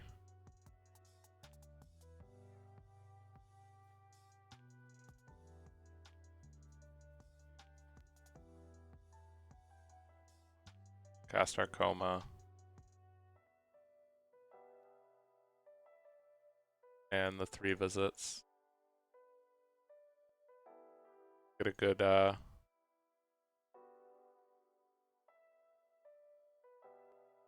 good bit of protection here with the ability to tap down permanents or give Coma indestructible, and definitely wanna.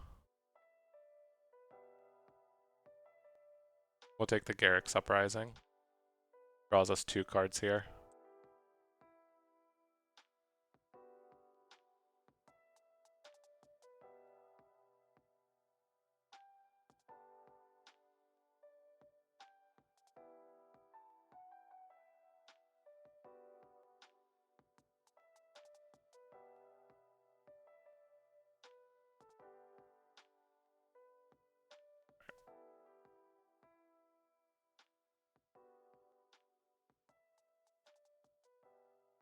So we have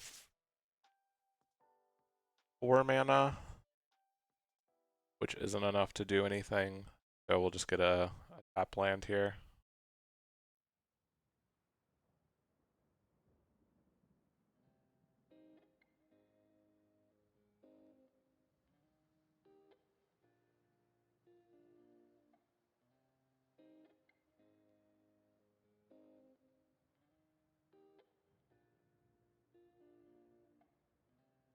We'll hold on to this archetype. That'll give us the ability to give all of our creatures flying at a point where we can maybe one-shot this Abzan player.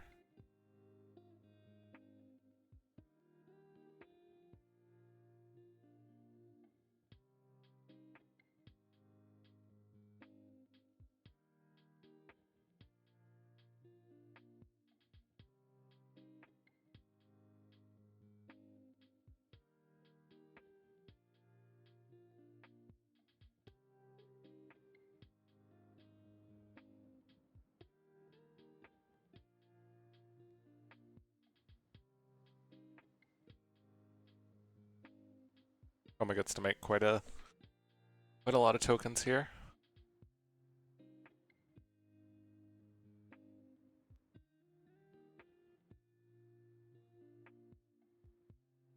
Making 4 tokens every turn cycle is pretty good.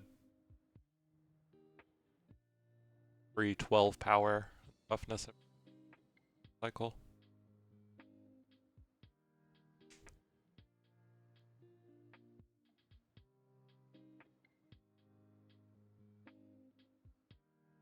Love it if our opponent got rid of the aura shards. Mirari's Wake. One of the two would be nice.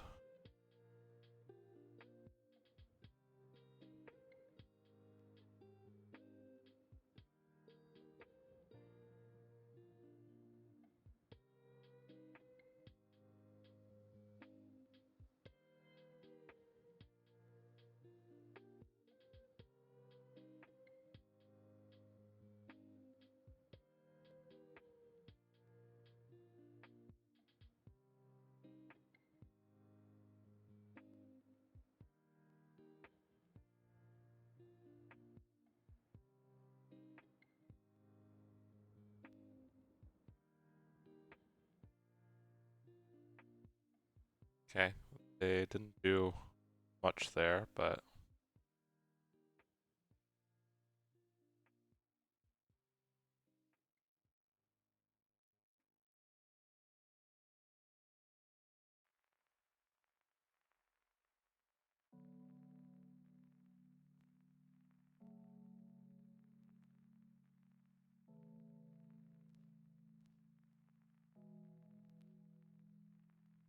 alright.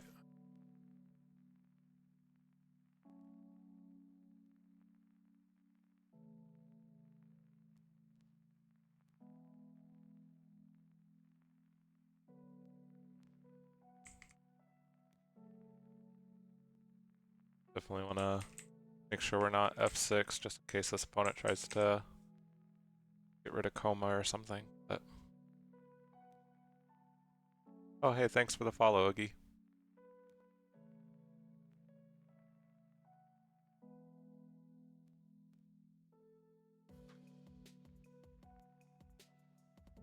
Hope you're having a good day so far.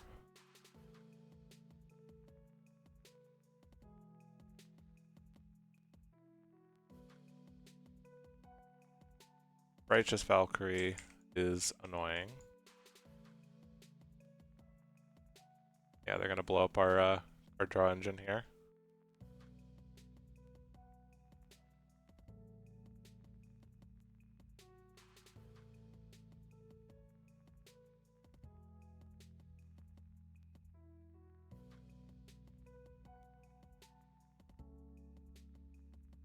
Alright, and let's see. I assume they're casting Ikra here.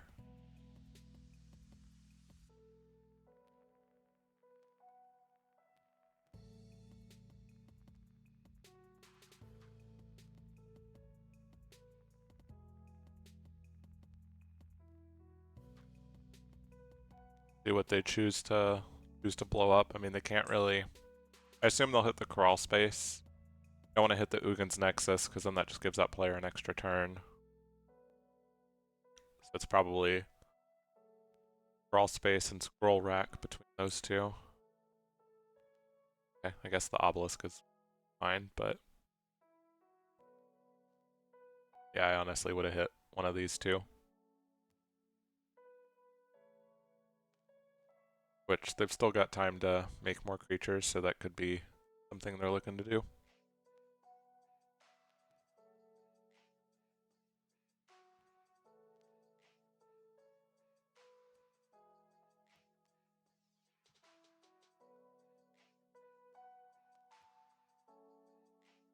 Alright, they play Eily here. Definitely gaining quite a lot of life.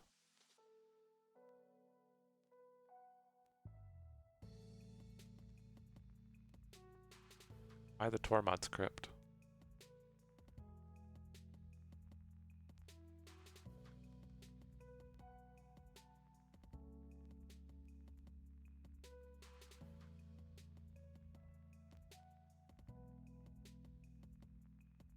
Definitely hoping to maybe in 2 turns get in a nice big attack against this life gain deck, but with their ability to blow up enchantments, we've got to kind of play around it because the way we're going to get through with this archetype of imagination.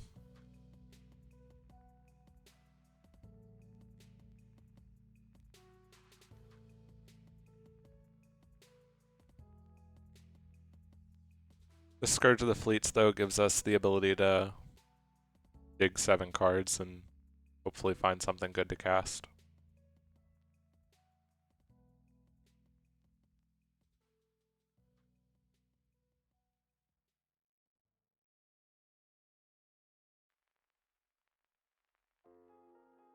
If our opponent wants to attack us here, they can hit us with the Luminous Moth.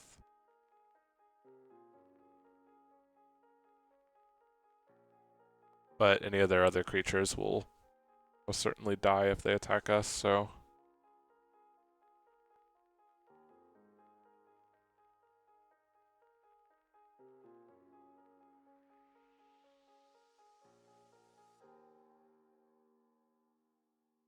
And yeah, like I assume the Luminous Broodmoth is coming at us.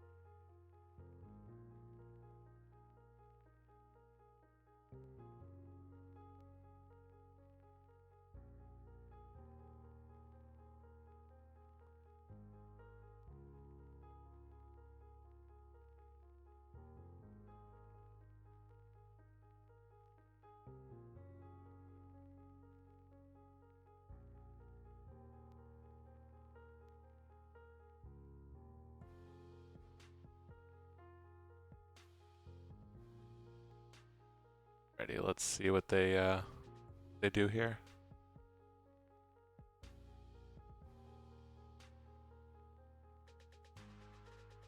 Definitely get to gain quite a lot of life, but we're not out of the game yet.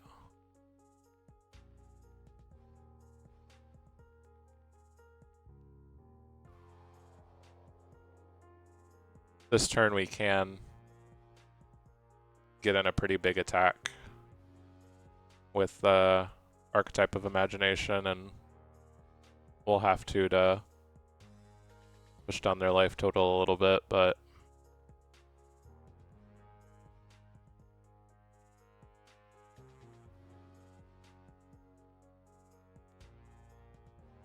might also just be beneficial to wait one more turn and get some more Serpent tokens.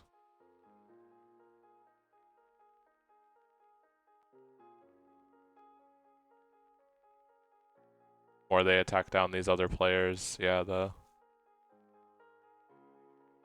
better it is, but with them already being at 90 life, I think we've got to take a chunk off of them. We would love to see one of our bounce board wipes here.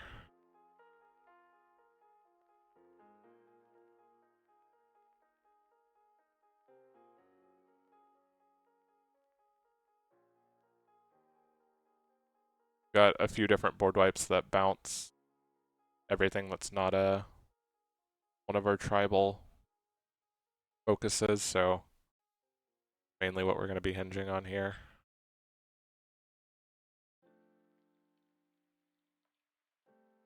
Oh, okay, they conceded. Do not get a serpent token then. Or I do. Okay. They at least let the trigger go on the stack. Nice of them.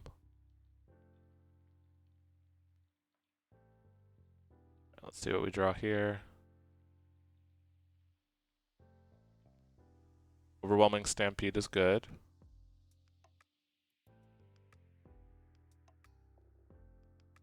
Let's cast this Scourge of Fleets and see where that gets us.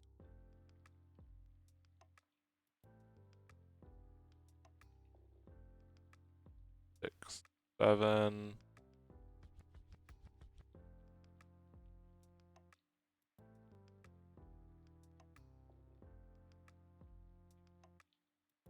Let's use this Castle Garenbrig.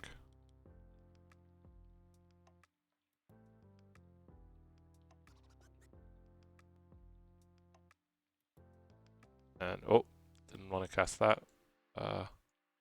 Cancel. We want to cast this one.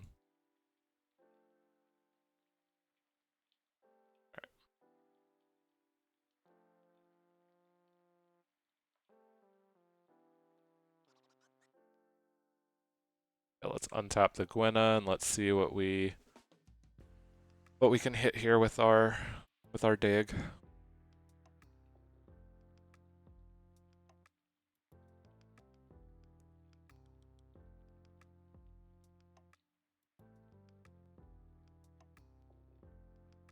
Yeah, we hit our nice board wipe here. And we're gonna float some mana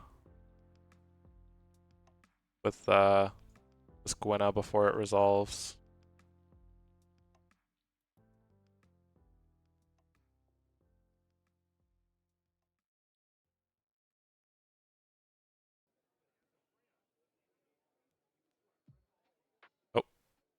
Oh, forgot to hold control, but that's fine.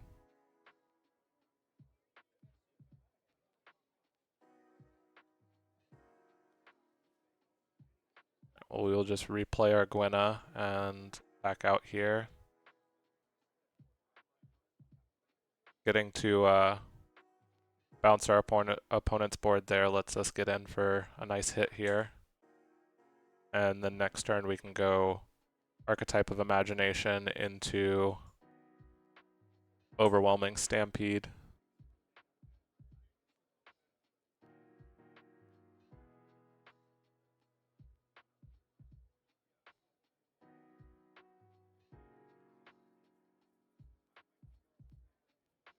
Our opponent definitely got to get to quite a comfortable life total though, so we slowed them down, but I'm not sure it will be enough.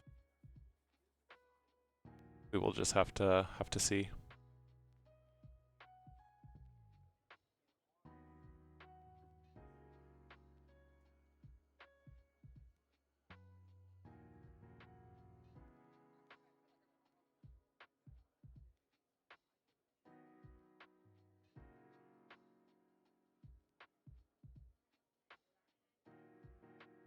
Surprising that we've done a lot better with this deck today than we did with our Thalia deck yesterday, and I thought the Thalia deck was a lot better than this one. We did have quite a few rough games though.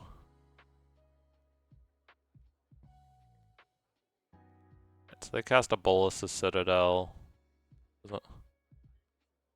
Isn't the worst thing.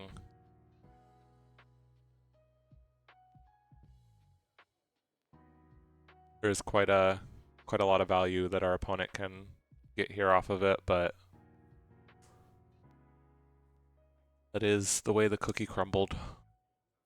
They're at 76 life, so we're really just hoping that they hit like 2 lands in a row and brick.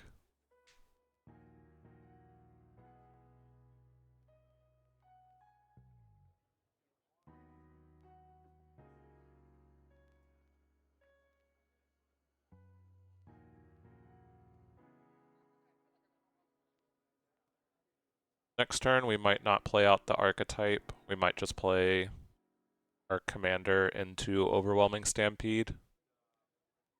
I think we might have to try to kill him in 2 different turn cycles here. Get in for a pretty big hit next turn with just the Overwhelming Stampede, and then if they don't really play out many flyers, we can hit him with the archetype on the next turn.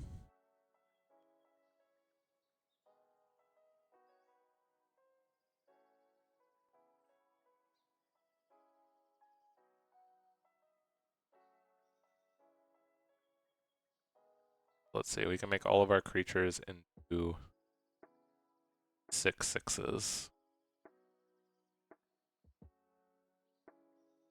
Or they get +6/+6, so we have 5 9/9s, 12 12/12s.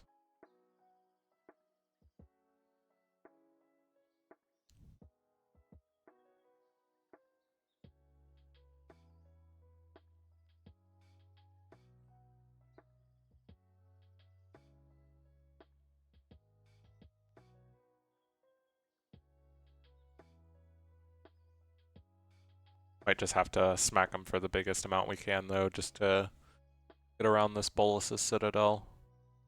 Lowering their life total so they can't really cast spells is gonna be important. It looks like they might have bricked here. Not too sure.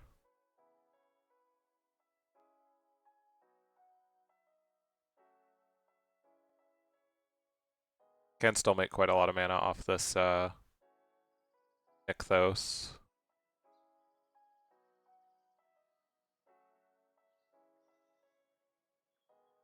Can make 7 mana with it, but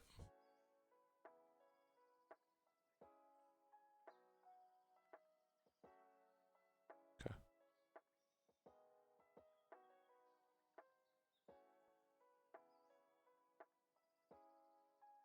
As long as they don't play out a bunch of flyers here, we're fine. Assume here comes the Righteous Valkyrie though, and company following right behind it.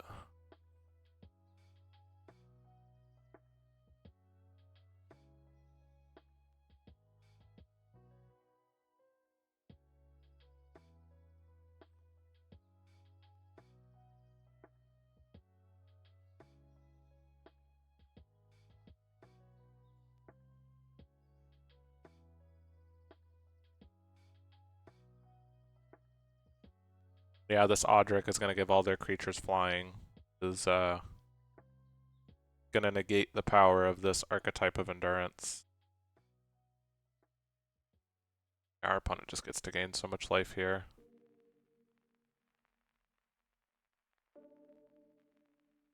Put that many counters on each creature you control? That's insane.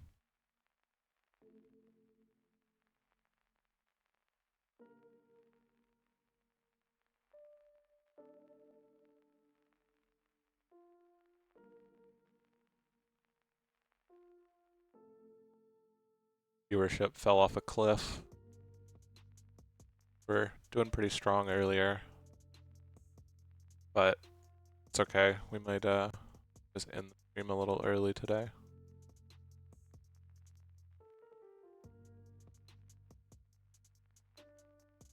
I'd rather not tank my average viewer numbers. Trying to get up to affiliate status, and you have to average 3 viewers.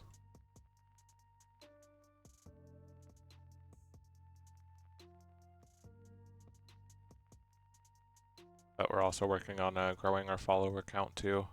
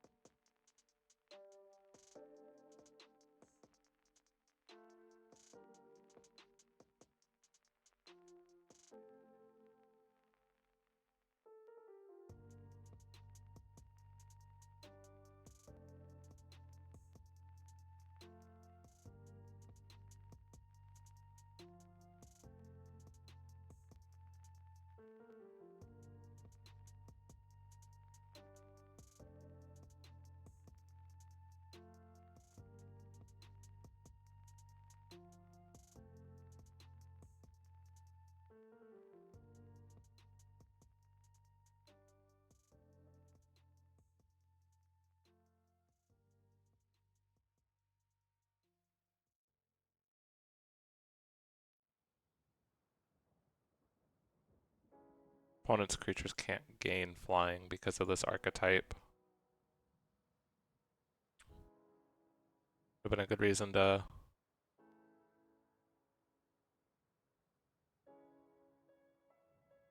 play out the... Yeah, they have an instant speed creature here to blow up the archetype. Fine. That would have done us in.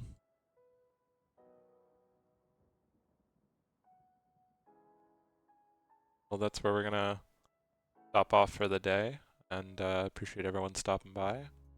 you're watching this on YouTube, then go ahead and drop a like and a subscribe, and